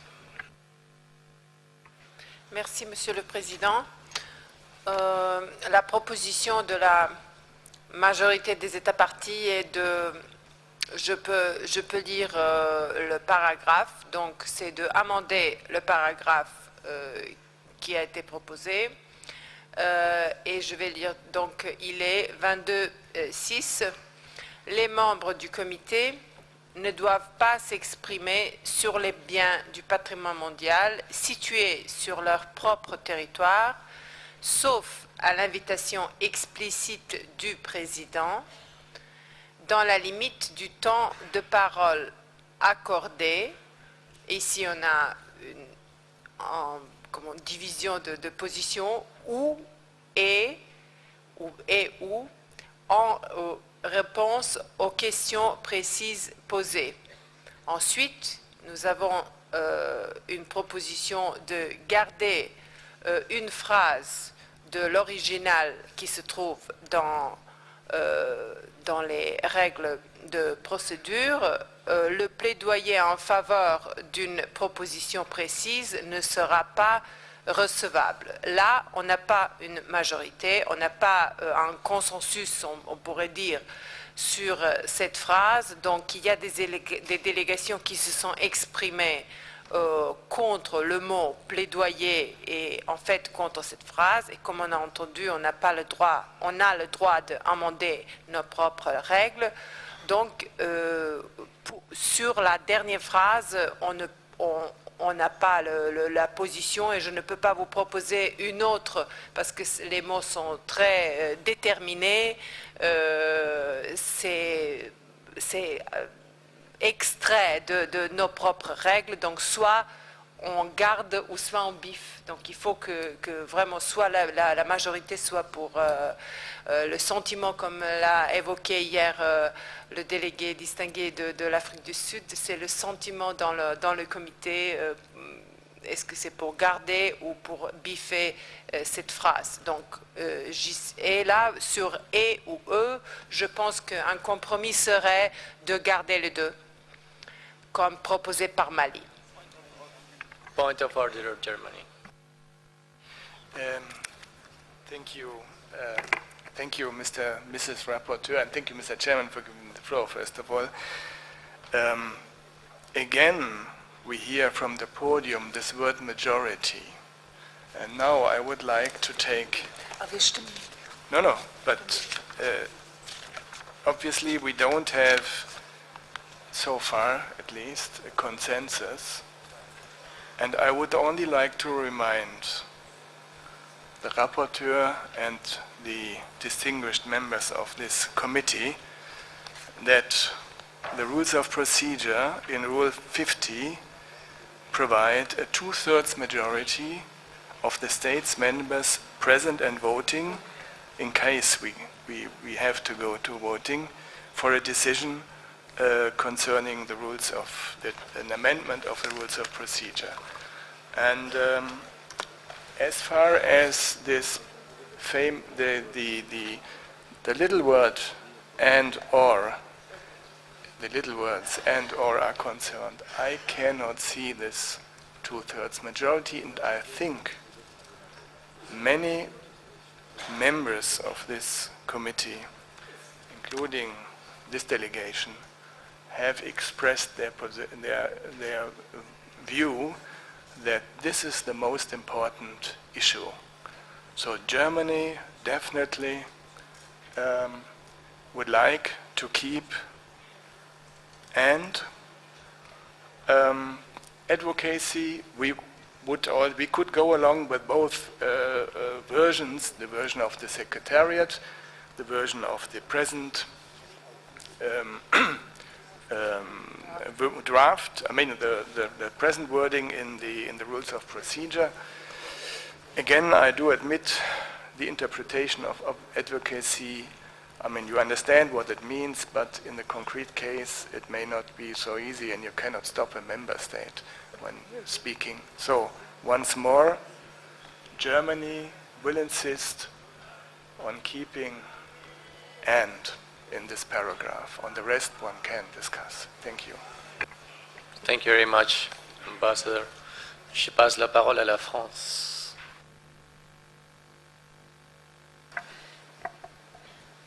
Merci, Monsieur le Président.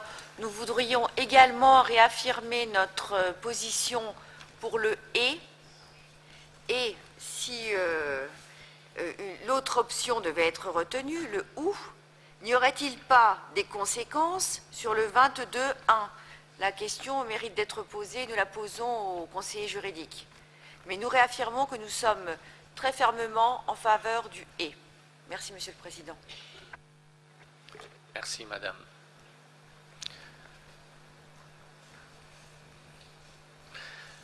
Rapporteur. Merci, Monsieur le Président.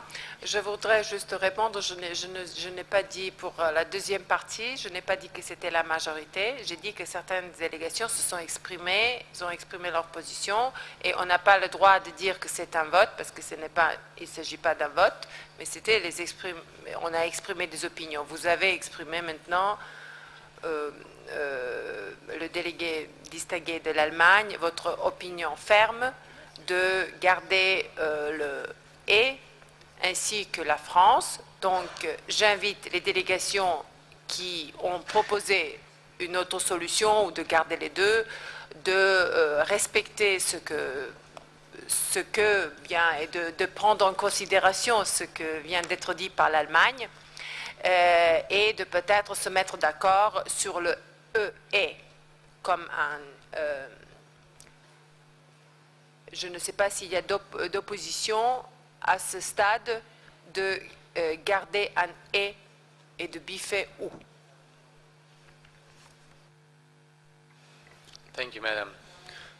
Well, as far as I can see, I can identify that we all agree on the first amendment. So if Secretariat can just try to help us cleaning out the text, just in order to have it in a clear manner. So I would like our colleagues from Secretariat if they can help us with that. And of course, recalling and having in mind the comments of the rapporteur and the distinguished delegations that have been raised their comments on the issue of and or. Of course, I would like to come back to you, committee members, in order to try to find a consensus, of course, in this issue. So the floor is yours.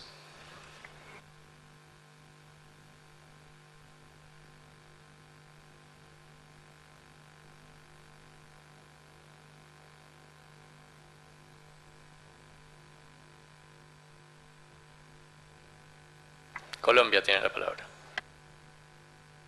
Señor presidente, muchas gracias. En aras de optimizar el corto tiempo que nos queda, yo recomendaría que los que estemos a favor de la I levantemos el cartel y de la misma manera se puede hacer con las personas que quieren el O y así contamos pues cuál puede ser la mayoría o la tendencia de este comité. Gracias. Muchas gracias, delegado de Colombia. Yo tomamos nota, por supuesto, de su comentario. Antes de tomar este tipo de decisión, yo quiero regresar a los miembros del comité, justamente para tratar de buscar una posición realmente consensual.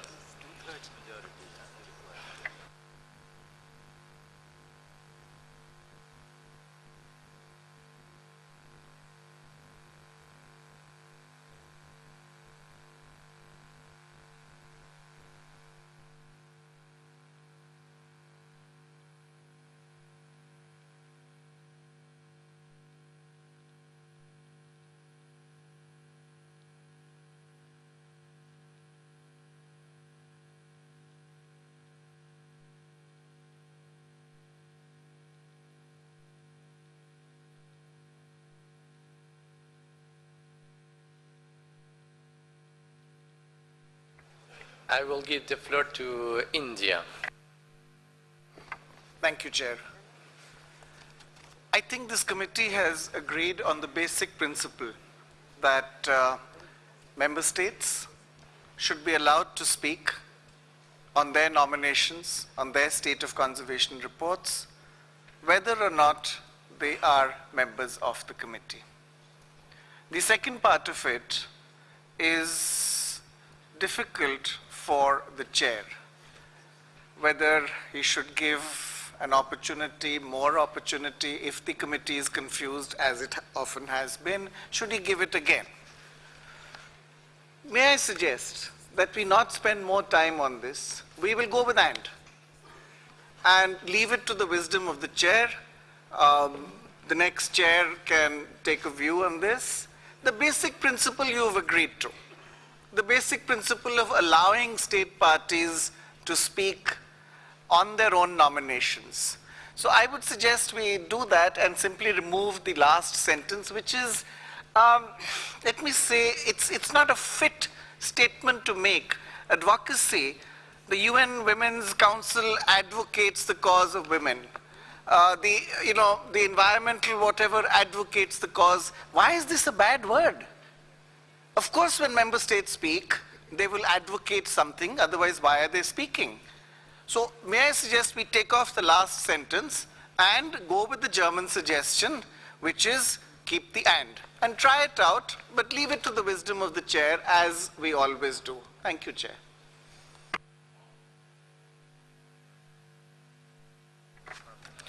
Le Mali, vous avez la parole. Merci, Monsieur le Président.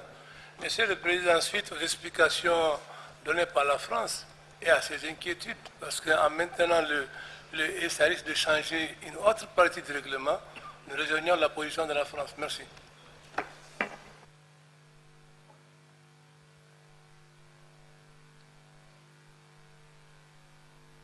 Merci. Je voudrais passer la parole au rapporteur afin de nous... Ah, d'abord, la Thaïlande d'abord. Thank you, Chair. We just support proposal recently proposed by India.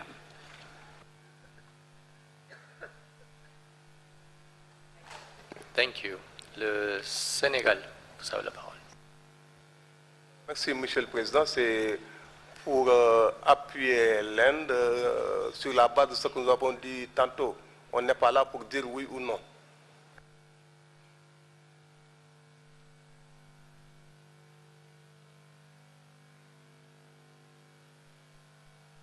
Merci. Well, anyhow, if we take in mind of what has been commented, anyhow, we need to keep in mind that for the deletion of the sentence advocacy in favor of a particular proposal will not be entertained, we will need, if is the case, we will need to have a 2/3 majority of the committee members. I think we need to be clear on that. I am just calling on you, committee members, actually, for helping the spirit of this body to take a consensual decision on this. So, if there are any comments, Colombia tiene la palabra. Gracias, señor presidente. Nosotros respaldamos la propuesta de Estonia, Alemania, Malasia y Suiza de mantener la frase. Gracias. Gracias. ¿Algún otro comentario? Sénégal.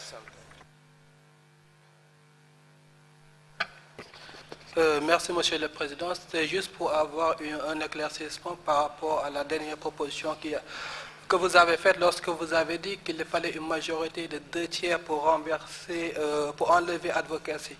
Donc, je voulais savoir, est-ce que c'était dans la première partie de phrase ou dans la proposition de l'Estonie? Parce que si c'est dans le cas de la proposition de l'Estonie, on n'aura pas besoin de majorité de 2/3 puisque c'est un amendement. Merci.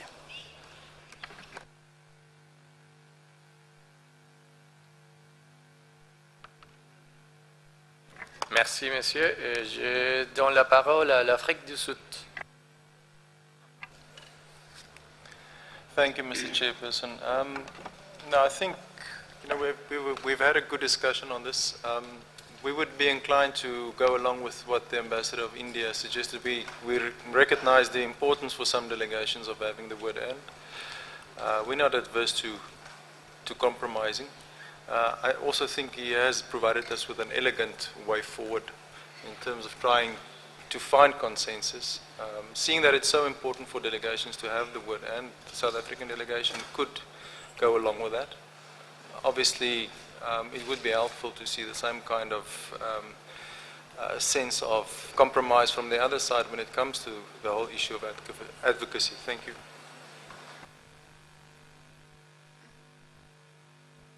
Thank you very much, sir. L'Algérie, suivie par la France. L'Algérie. L'Algérie voudrait appuyer... Sorry, there is a point of order of Switzerland. Excusez-moi, Monsieur le Président. Nous sommes en train de débattre d'une phrase qui est marquée en rouge alors qu'elle devrait être marquée en noir, car c'est le texte initial. Alors je vous prie de faire en sorte que l'on comprenne que ceci n'est pas une proposition additionnelle, mais le maintien du texte d'origine. Vous avez tout à fait raison, Monsieur l'ambassadeur. L'Algérie, s'il vous plaît, et les collègues du secrétariat. Merci, Monsieur le Président. L'Algérie voudrait appuyer fortement la proposition de l'Inde pour biffer ce passage. Merci. Merci. Le Japon. Thank you, Chair. Japan also want to delete last sentence because advocacy is, I don't understand what this word means at all. Thank you.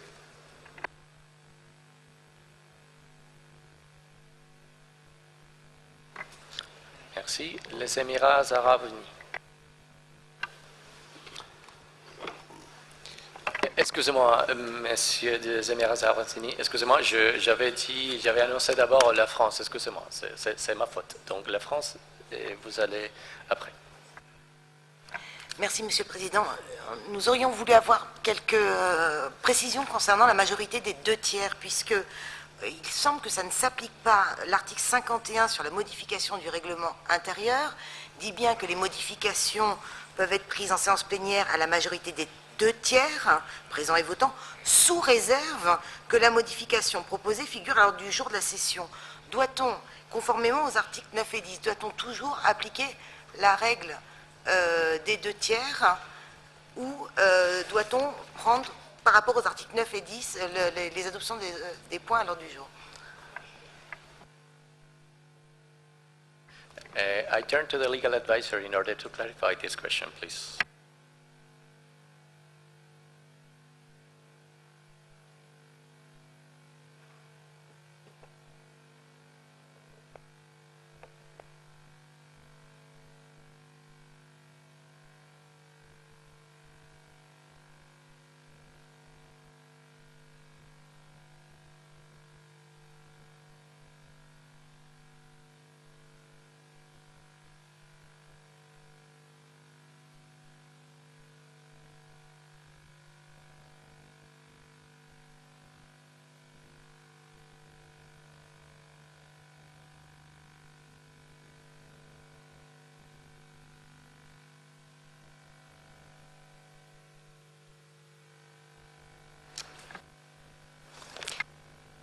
Mr. President, my colleague was listening to the debate, so I think it's best if she replies to the question. A point of order of India. Chair, I think this applies to a vote. I don't remember anybody asking for a vote. So, I mean, I would be happy to be enlightened academically, but I don't think that's the issue. Thank you, Chair.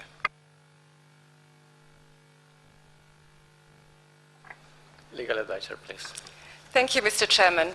From what I understand, the question of France was whether, if the proposal was not included in the agenda, if we could not go with the 2/3 majority. Is that correct? La France. Exactement. Pouvait-on se priver ou non de la majorité des 2/3, l'ordre du jour ayant été adopté en début de session, et ce point avait été proposé à la 36e. Et doit-on, mais ce n'est pas une demande, doit-on voter ou non, si c'est la majorité des 2/3, sur ces articles? C'est une question, ce n'est pas une proposition. Thank you. Legal advisor. Thank you, Mr. Chairman. So the Rule 51 says the committee may amend the rules of procedure except when they reproduce provisions of the Convention by a two-thirds majority of the states members present and voting, provided that the proposal has been included in the agenda of the session in accordance with Rules 9 and 10. This provision means that every amendment to the rules of procedure must be taken by a two-thirds majority. You cannot, having said that, you cannot obviously modify rules of procedure which reproduce articles of the Convention. Now, if the proposal has not been included in the agenda, what you would need to do is modify the agenda in accordance with, let me see, in accordance with Rule 11 to foresee a new item on the agenda, and then, in any event, you would need to modify the rules of procedure by a two-thirds majority. It cannot go by simple majority. Thank you. Thank you very much, Madam. I'm sure the committee members, of course, are taking good note of these clarifications.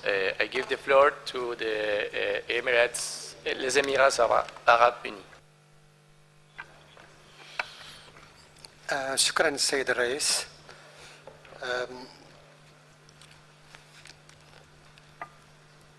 أنه من الواضح لنا أن هناك اتفاق على مضمون الفقرة في النص الأصلي الجزء الأول من هذا التعديل، وأن الخلاف انحصر في أو واو. أنا أتكلم بالعربي، هناك ترجمة. هذا الخلاف على أو واو. نحن نعتقد أن الاقتراح الأخير للهند بحذف هذه الفقرة ربما ألغى الاحتراز الذي تقدمت به بعض الدول في ضرورة الاحتفاظ بأند. نحن نعتقد أنه لم يعد هناك يعني خوفا مما تمثله هذه الفقرة.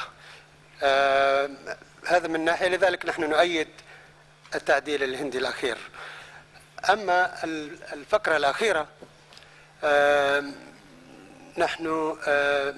أنا تكلمت في مداخلة سابقة واعتقدت بأن هذا اللجنة جديرة بأن تثق في أعضائها وفي أخلاقياتنا، وأن حتى لو كان هذا في النظام الأساسي من قبل، لكن هذه مفهوم المناصرة أنا أرجو أن نتعاون جميعا لإيجاد مصطلحات تعزز الثقة وأن نتجنب هذا الأمر. شكرا.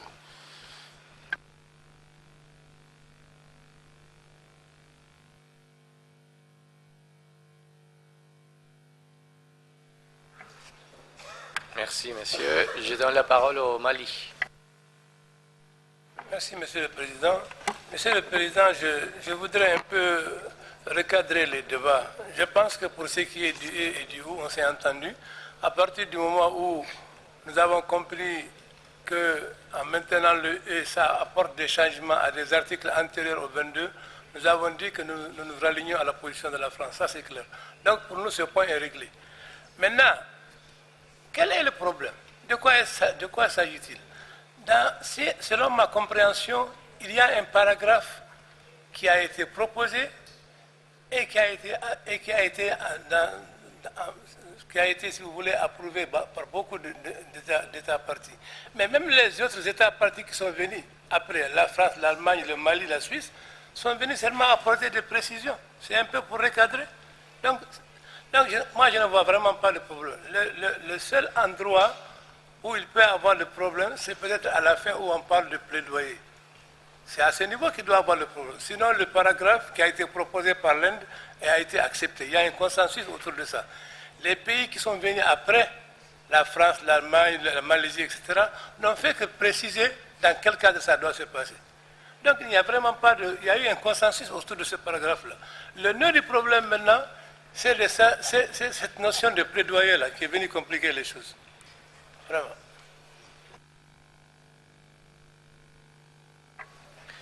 Merci beaucoup, monsieur, pour vos commentaires. Je donne la parole à l'Éthiopie. Thank you, Chair. Well, thank you to the explanations given by the legal advisor, but to my understanding, does this mean we are going to vote the two-thirds in any case for the modification of this article? This is the question I have. I just want to be clear because in the explanation, I felt that in any case for the reproduction of this article, we will have to vote. If we will have to vote, I think we are very clear on what this proposal is. So probably if we can be clear on that. And the second thing is, again, I would like to reiterate, Ethiopia's position is in the deletion of the last sentence. Thank you. Thank you, sir. I give the floor to Cambodia. Monsieur le Président, je vous remercie. Je ne reviens pas sur le mot « et » où nous avons soutenu le « et » en soutenant la France.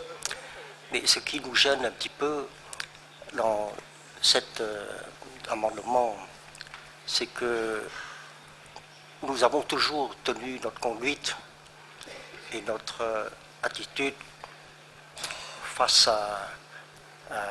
au texte, le règlement intérieur. Là, sur le problème du plaidoyer, nous pensons que qu'on l'a conservé tel qu'il est là, c'est-à-dire en soutenant la proposition de la Suisse, c'est à savoir garder cette dernière phrase telle qu'elle est. Je vous remercie. Merci beaucoup, monsieur. Tout à fait, l'esprit de ce comité doit être le consensus. C'est pour ça que l'idée, c'est de ne pas, bien sûr, ou d'éviter une votation par rapport à ce point. Donc, avec cet esprit, je donne la parole au Sénégal et après la France. Le Sénégal.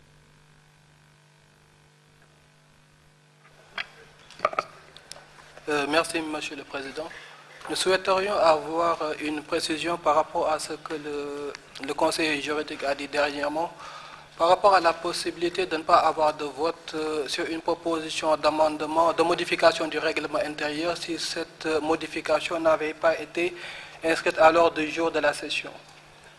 Par rapport à ça, parce qu'il me semble que la modification de l'article 22.6 figurait bien à l'ordre du jour de la session qui a été adoptée par le comité. Il ne s'agit pas de savoir est-ce que c'est telle virgule de l'article 26 ou tel point de l'article 26 qui a été changé, mais c'est la modification de l'article 22.6 dans son entier. Et dans ce cas, je pense qu'il n'y a pas de problème juridique, mais peut-être c'est au Conseil juridique de nous éclairer par rapport à ça. Merci. And the legal advisor, please. Thank you, Mr. Chairman. Yes, in fact, when I was responding to the question from the permanent delegate of France, I was answering in a general view.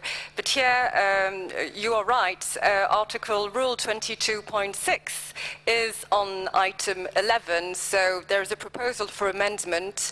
Therefore, you would not need to modify the agenda to amend these rules which are foreseen in item 11. However, you would need a two-thirds majority to modify the rules if you don't reach a consensus. Thank you. Thank you very much for this clarification. Je donne la parole à la France, suivie par l'Allemagne. La France. Oui, merci Monsieur le Président. C'est juste pour souligner que la France s'est déjà exprimée en faveur de la suppression de la dernière phrase et que cela ne figure pas sur l'écran. Merci Monsieur le Président.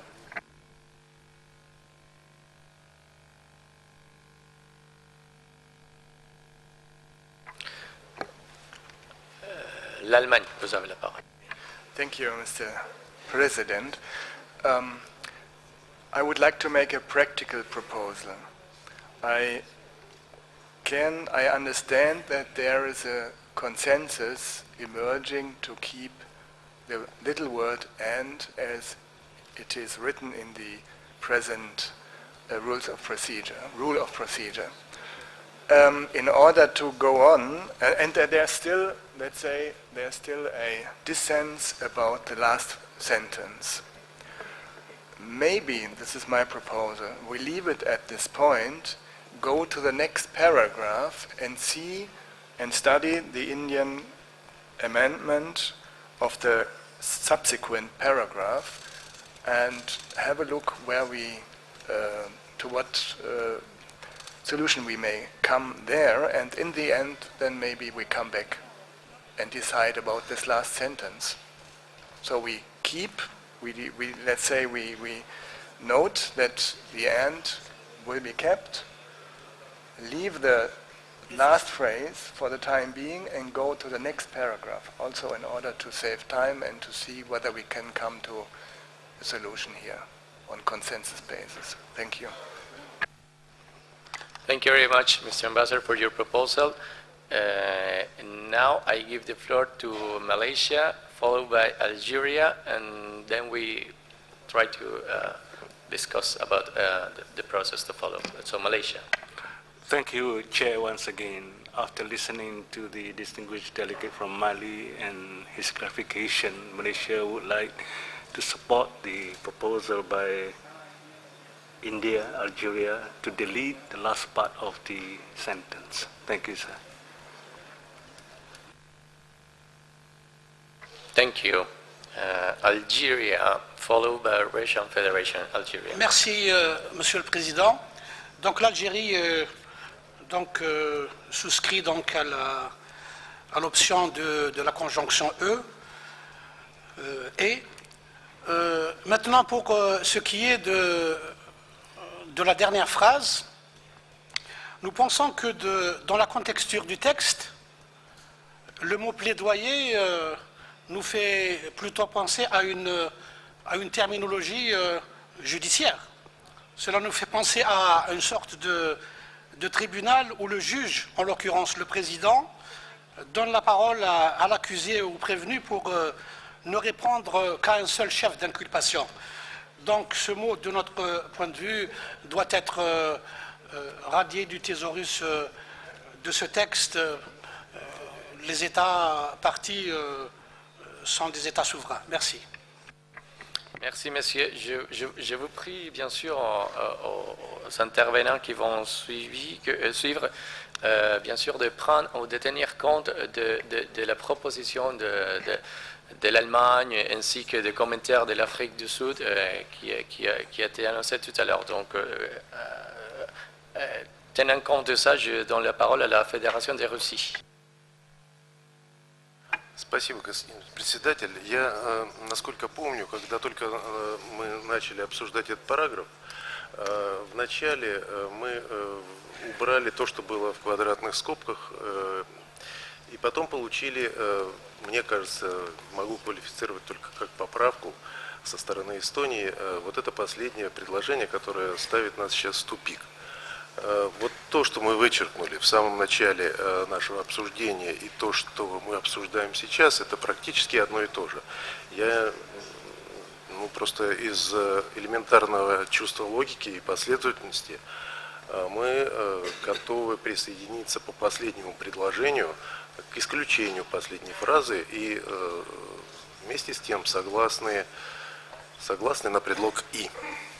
Спасибо.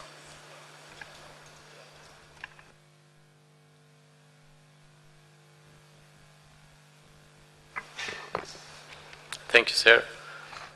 Je passe la parole au Mali. Merci, Monsieur le Président.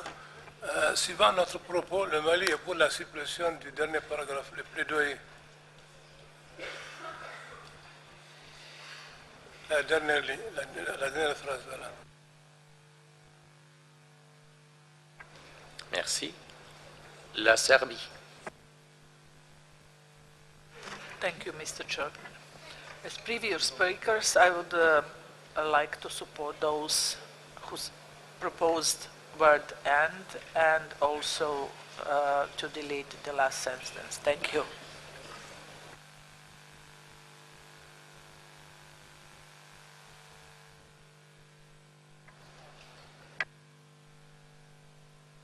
Thank you.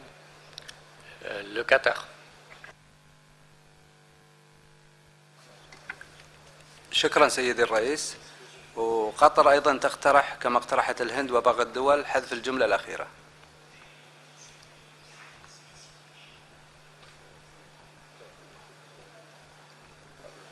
Merci.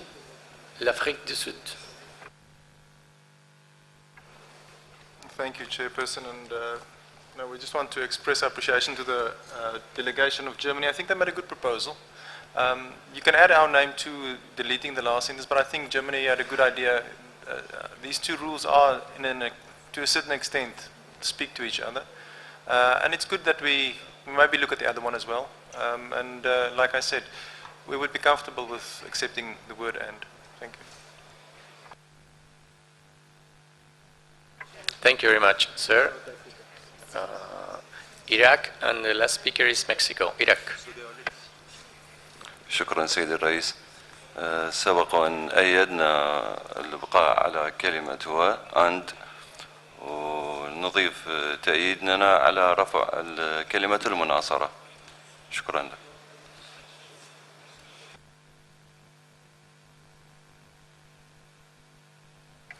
Thank you. Mexico.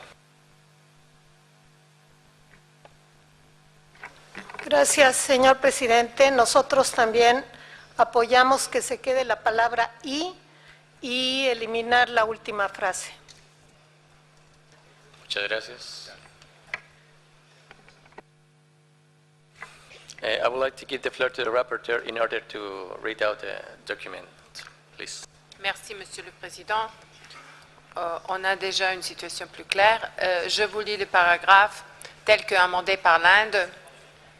Les membres du comité ne doivent pas s'exprimer sur les biens du patrimoine mondial situés sur leur propre territoire, sauf à l'invitation explicite du président dans la limite du temps de parole accordé et en réponse aux questions précises posées. Je voudrais aussi vous dire qu'en anglais, on avait une suggestion de conseil juridique au lieu de mettre permitted, mettre allowed. Et je pense que c'est la même chose et que vous pouvez accepter ça facilement. Merci.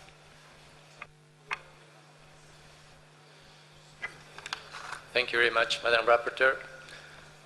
So in order to take a decision and to keep going on in our agenda, I would like to ask to the committee members if we can accept the amendments as the rapporteur has just read it out.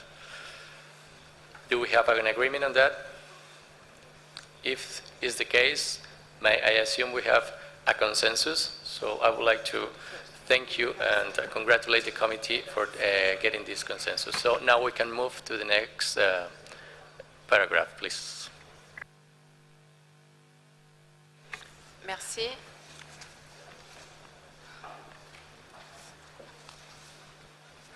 Le paragraphe suivant, proposé par l'Inde. Oh là là, je suis en anglais là.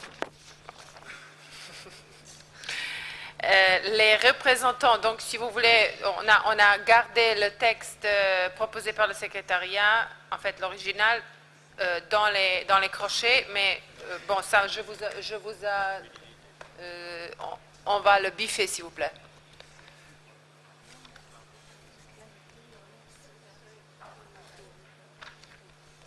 Parce qu'en fait, quand on a reçu l'amendement de l'Inde, c'était pas biffé. C'est pourquoi j'ai laissé dans les crochets, comme c'était présenté, parce qu'on respecte ce qu'on reçoit, on me présente comme ça. Et comme l'Inde a expliqué tout à l'heure que c'était en fait la proposition de suppression en mettant dans les crochets, entre les crochets, voilà, on fait la même chose comme au paragraphe précédent.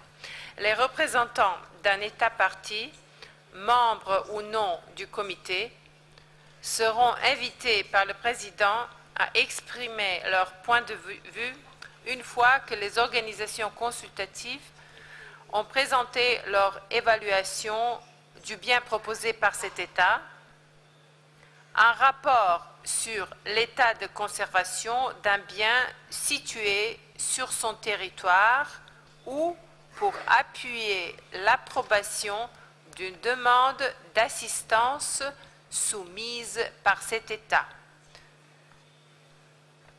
Vous avez vu qu'il y avait une partie qui a été proposée pour la suppression.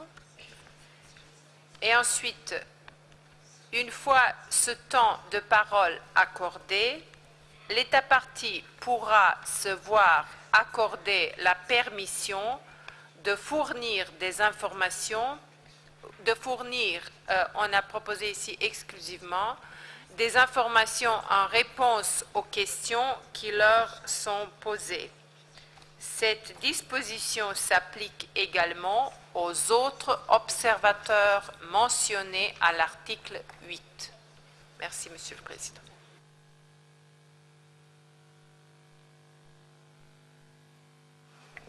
Thank you, Madam. I recognize the Indian delegation requesting the floor. Yeah, thank you, Chair. I just think we need to clarify that, and I think South Africa's point that the two paragraphs actually have synergies and need to be taken together. The first part of it is, I think we've already been through this, but it was to make the point that the state party concerned would speak only after the advisory bodies, to make that very clear. So that is point one. And the second, well, not speak to advocate, of course, that in the earlier paragraph we've already achieved a consensus. The last amendment is to help the chair discharge the chair's functions, which is if there is a point of information, you can call upon the state party, but not otherwise, meaning don't give the state party repetitive chances on the floor to express what I think Estonia actually spoke of advocacy. I think it was an opinion, meaning that's the point. So, South Africa's legal skills could take us through this, but essentially it's the same point, and it clarifies that the state party shall not speak before the advisory bodies. That's the first part of it. Thank you.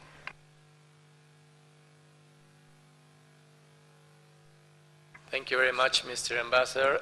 I give the floor to Estonia. Thank you. Just to understand this, when we discussed the last paragraph, I believe we had a consensus on the issue that the state party will express their point of view, but only in response to specific questions asked. So when I read the proposal made by India, the first proposal, my reading is that the state party will be invited as a rule after the advisory bodies have presented their evaluation, that the state party will be given a time to express its own position. Is this so? Thank you.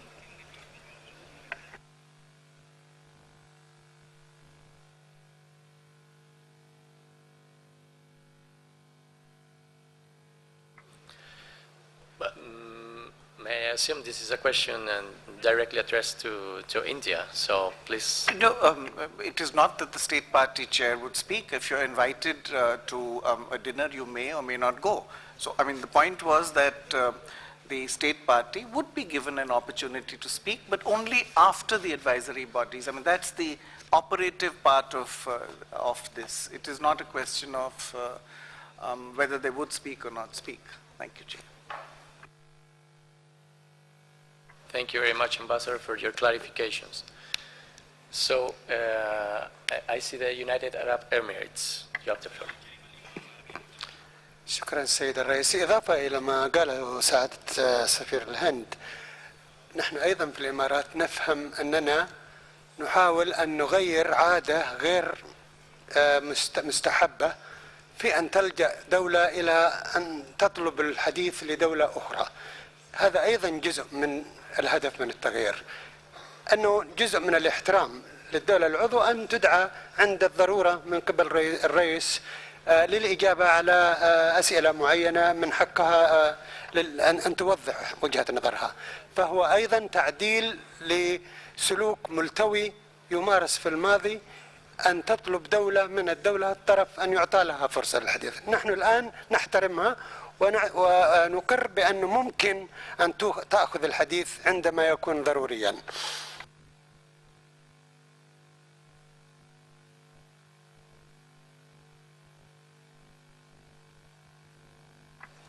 Merci. La France. Merci, Monsieur le Président. Nous aimerions faire concernant les amendements proposés par l'Inde, quand il est écrit que les représentants des États parties seront invités par le Président, nous préférions le terme « pourront être invités par le Président ».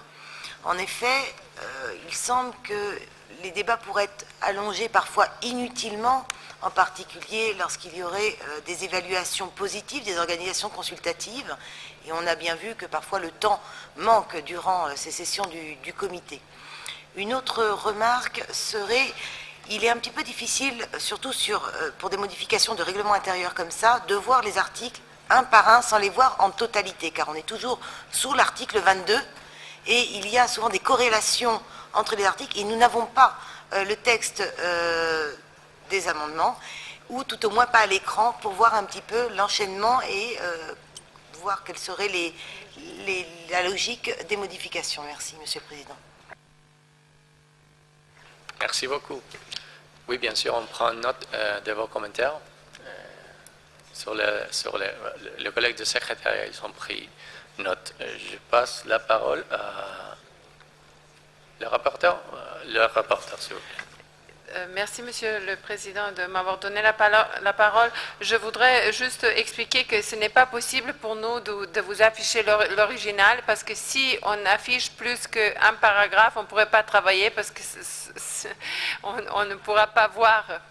Donc c'est ça, mais on a déjà...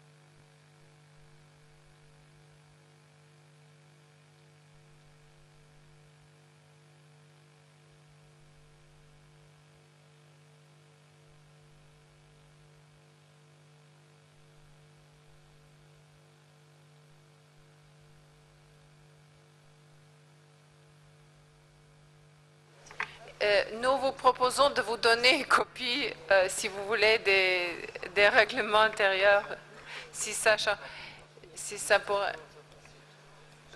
Donc à ce moment-là, vous pouvez regarder si vous voulez. Merci. Bon, il y a quelques petits problèmes techniques. Donc en attendant, est-ce que l'Estonie souhaite prendre la parole à nouveau? Donc je passe la parole à l'Estonie.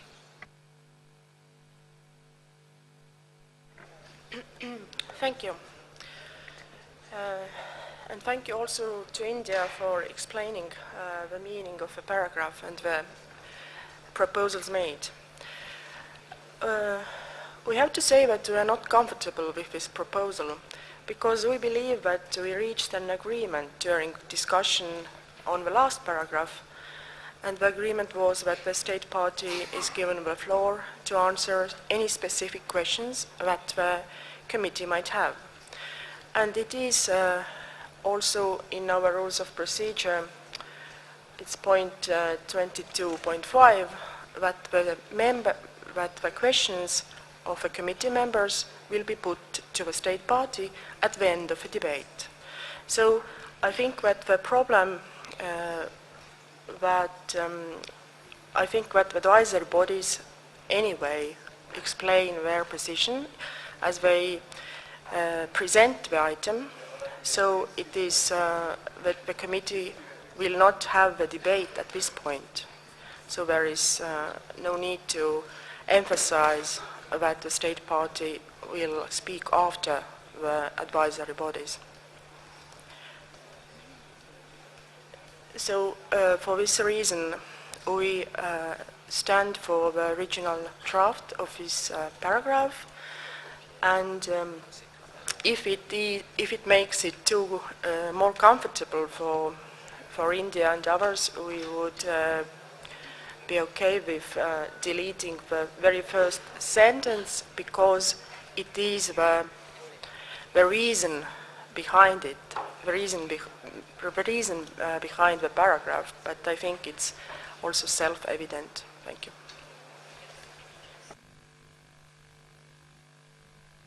Thank you for your comments, and I would like to give the floor to Ethiopia, if maybe you can try to help us in this. Thank you, Chair. On 2 points I would like to comment. The one is on the advocate issue. I think we have discussed a lot and in a lengthy manner. So if we come to a consensus about this advocate, I think the deletion of that, I'm in favor. And the second thing is, with regards to, unlike to the distinguished delegate of Estonia, I'm in favor of the after. I would like to stress on the after, because it gives the chance for the respective state parties whom we are going to give, or the chairperson is going to give the chances to have the chance after the advisory bodies to have the chance of giving clarity. The whole point of why we are coming to revise these articles is the state parties or the cases, the files are not well perceived. Those errors or those gaps we are trying to address. So if we are to address those gaps, we have to give the chance to the state party right after the advisory bodies, so that it gives the state party the chance of clarifying any factual error or whatsoever gaps of clarity. So that after, I think, in my opinion, is important.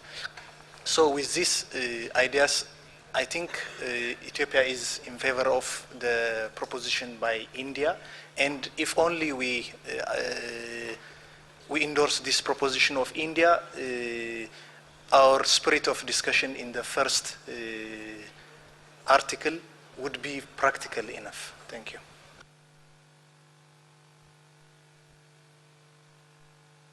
Thank you very much, sir. Now I give the floor to India in order to keep going a consensus, please. Thank you, Chair. I would just like to clarify the point that was made by Estonia regarding point 22.5, which says that the chairperson shall put committee's members' questions to a state party once at the end of the committee's debate on the property. So I don't see that there is any conflict between this and that the amendment proposed in 22.6, where we have used the term and. Probably we can go back to the screen on that particular amendment, 22.6.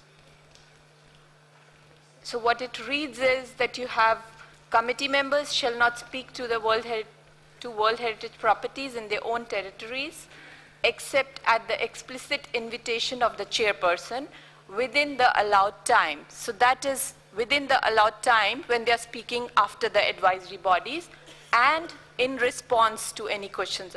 That is at the end of the debate in response to any questions asked. So I don't see any conflict between the amendments proposed and the point 22.5. Thank you. Thank you very much for this clarification, and I give the floor to South Africa, followed by Japan. South Africa. Thank you, Mr. Chairperson. And we actually find this proposal quite a useful one. And from a practical point of view, we quite understand the issue of states not influencing and not speaking in favor to change the committee's view. But what we've seen in the discussions actually is sometimes we spend so much time as committee members trying to clarify different issues and the confusion that exists, that if we had asked the state party right at the beginning just to give its view on this, sometimes it helps to clarify the issue very quickly. It does not mean that a state would actually then influence the committee's decision. It just means that the committee would have both sides of the story, or even just the strengthened side of the story. And that's why we actually favor this. Whether it's shall, we could be easy on the may as well, but we see a practicality here. We understand the fears, but we approach it from a more positive sense, in the sense that it assists us to come to a decision. So that's why we're fairly keen on seeing this. I mean, we won't die for this, but we thought that it might actually contribute to enhancing the work of the committee. Thank you, Chair. Thank you very much, sir. My last speaker is Japan. Thank you, Chair.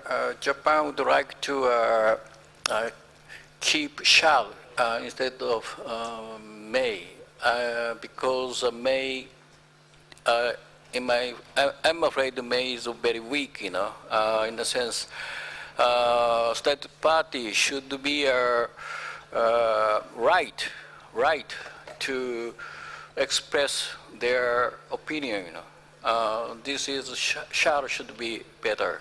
So Japan support India shall. Thank you. Thank you, Ambassador. Russia, you have the floor.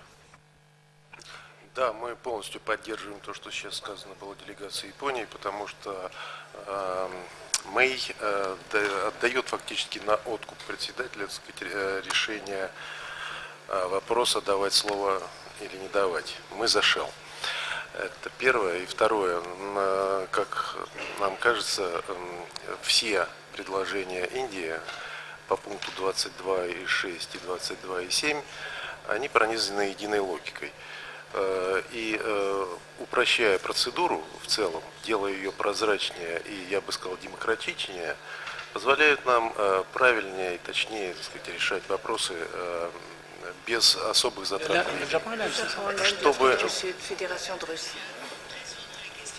чтобы было окончательно понятно и чтобы не брать слово дважды.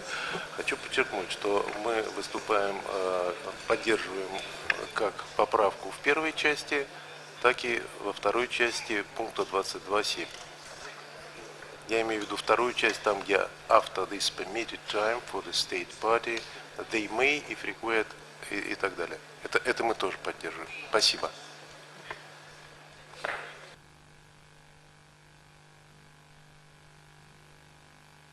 Thank you, sir. I give the floor to Algeria. Merci, Monsieur le Président. L'Algérie donc opte pour l'option, la formulation seront du Japon. Merci.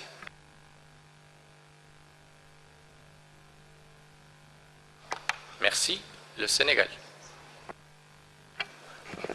Merci, Monsieur le Président. Le Sénégal soutient également la proposition initiale faite par l'Inde parce qu'il me semble très difficile de dire que la parole pourra être accordée à un État sans préciser quelles sont les conditions de cette possibilité, de cette attribution. Merci. Merci. Je donne la parole à la Thaïlande, suivie par la Suisse. La Thaïlande. Thank you, Chair. Thailand support the proposal of India throughout their proposal. Thank you. Thank you, sir. La Suisse. Merci, Monsieur le Président. J'ai peur de venir un peu comme un cheveu sur la soupe, mais j'aimerais vous proposer la chose suivante. L'Allemagne nous a recommandé de regarder le point 22.6 dans le cadre aussi de la discussion du point 22.7. Nous faisons maintenant des tours de table assez précis sur la question du 22.7. J'aimerais vous proposer d'ajourner la discussion jusqu'à demain matin afin qu'on puisse, au sein des délégations et avec les experts, voir quelles sont les implications concrètes quant aux propositions de procédure qui sont proposées et qui sont sur la table. Je crois qu'il y a un certain point qui ont été approuvés, qui ont recueilli, je dirais, le consensus, c'est-à-dire qu'il faut entendre les parties, les États parties, à un moment ou à un autre de la procédure. Moi, personnellement, pour pouvoir prendre une décision, j'aimerais bien avoir l'occasion de voir avec mes experts, mais aussi avec d'autres experts, ce que cela a sur, je dirais, le déroulement pratique des décisions que le comité doit prendre. Merci, Monsieur le Président. Merci beaucoup, Monsieur l'ambassadeur. J'ai sur ma liste la France, le Qatar. Yes. But, yeah, exactly. But I'm just going to mention that I have on my list France, Qatar, Germany, and Ethiopia. So, if this is acceptable, I'm going to turn. I would like to turn to the legal advisor in order to before them in order to.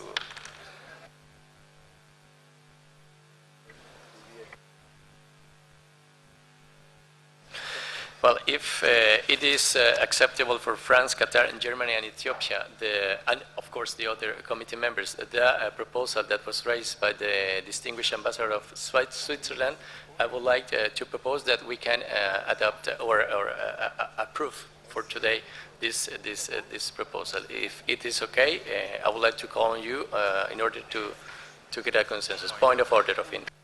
Thank you, Chair. I didn't hear what the legal advisor advised in response to your question, which I presume was under what circumstances, under what conditions is adjournment to be taken up, and are those conditions met? Thank you, Chair. Thank you, Mr. Chairman. In response to the delegation of India, it is true my reply to the chairman was very informal because I assumed the Swiss ambassador was making a proposal that indicated that all delegations wanted to review the rules to see how things fit together and wasn't making a formal motion. But if we are talking of a formal motion, I interpret the proposal by Switzerland as an adjournment of the debate on the item until tomorrow morning, which is what he said, he stipulated, so it would be the Rule 31. On moving the adjournment, he shall indicate whether he moves the adjournment sine die or to a particular time. He specified he wanted to do it until tomorrow morning. In addition to Switzerland, you would have to have one speaker in favor of the adjournment and one speaker against. If you wish to make this formal, then that is how it should go. I had advised the chairman before that if there was a consensus, there was no need to follow this procedure, but this is, in response to your question, this is the correct procedure. Thank you, Mr. Chairman. Thank you very much. I give the floor to Germany, France, and after the United Arab Emirates. Germany, you have the floor. Thank you, Mr. President. I think I've looked, if you look at the time, we have now 12 minutes to 7. Phnom Penh is a vibrant city, and we all have a dozen of invitations and side events still to follow. And apart from that, the issue is too important to be decided under time pressure. So I assume that we can come to a consensus without a formal motion to adjourn this debate until tomorrow morning, unless a distinguished member of this committee asks for a vote on this item. But I think this is really not an issue to vote on. Thank you. Thank you very much, Mr. Ambassador. La France. Merci, Monsieur le Président. Nous approuvons également la proposition faite par la Suisse d'ajournement jusqu'à demain matin.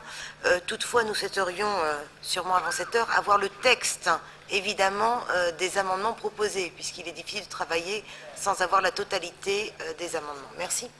Merci beaucoup, Madame. Je suis peut-être de l'avis que les Émirats arabes unis puissent être de notre avis pour l'adjourner de ce débat. Donc, je vous passe la parole, monsieur.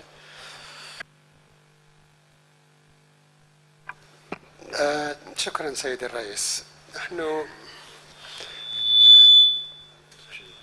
لسنا بصدد الاعتراض. سوري.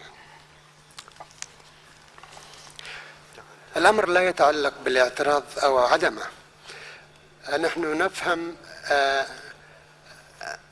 أن الوقت يعني قرب، وأن اللجنة لها الحق في أن تقرر أن تستمر لأن الوقت قرب على الانتهاء، أو أن تلتزم بوقت اليومي لانتهاء أعمال هذه الجلسة. لكن من ناحية إجرائية، إذا اعترضت على هذا الأمر فيعني هذا أننا سنلجأ للتصويت، وبدون اعتراضي المقترح نفسه بدون أي اعتراض سيضطرنا إلى التصويت. أنا لست معترضا، أنا أسعى للتوافق، وأعتقد أن الطلب مع تقديري لتدخل سويسرا لهم الحق قانونيا في هذا، لكن كنت أتمنى لو تقدموا بهذا الطلب مبكرا لأنهم كانوا شركاء معنا في هذا النقاش. وشكرا.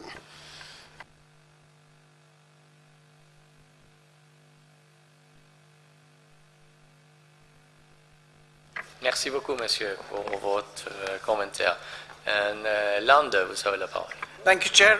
With all respect to the Swiss, and we want to give them more respect, we would not oppose this adjournment request. It's in any case, there are 6, 7, 8, 9 minutes. We've agreed on the elephant, now we are holding on to the tail. I just wanted to request the German ambassador, since he has dozens of invitations, to share some of them with us. Thank you, Chair. Thank you very much, Mr. Ambassador. I am sure that maybe Senegal will be not against this proposal, so I will give you the floor, sir. Non, certainement pas. Nous ne nous opposons pas à cette proposition de la Suisse. C'était simplement pour avoir une précision, parce que dans son intervention, le délégué de la Suisse a parlé à la fois de l'article 22.7 et de l'article 22.6. Je voudrais juste m'assurer que l'ajournement du débat ne porte que sur le point 22.7 et que demain, c'est à partir de ce point que nous commencerons nos débats. Merci.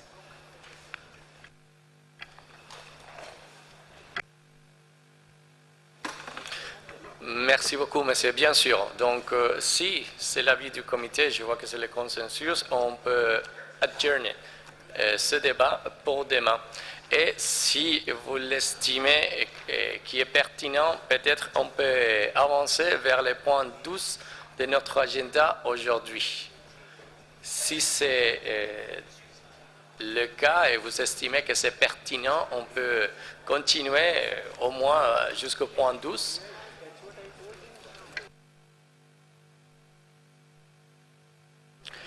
C'est juste sur la base qu'il y a toujours de nombreux points qu'il faut étudier. Donc, je me permets, je tourne vers le comité juste pour vous demander. Mais il faut tenir compte, bien sûr, qu'il y a toujours quelques points qui nous restent sur l'agenda. Donc, je pense que peut-être on peut passer l'examen du point 12, la Suisse.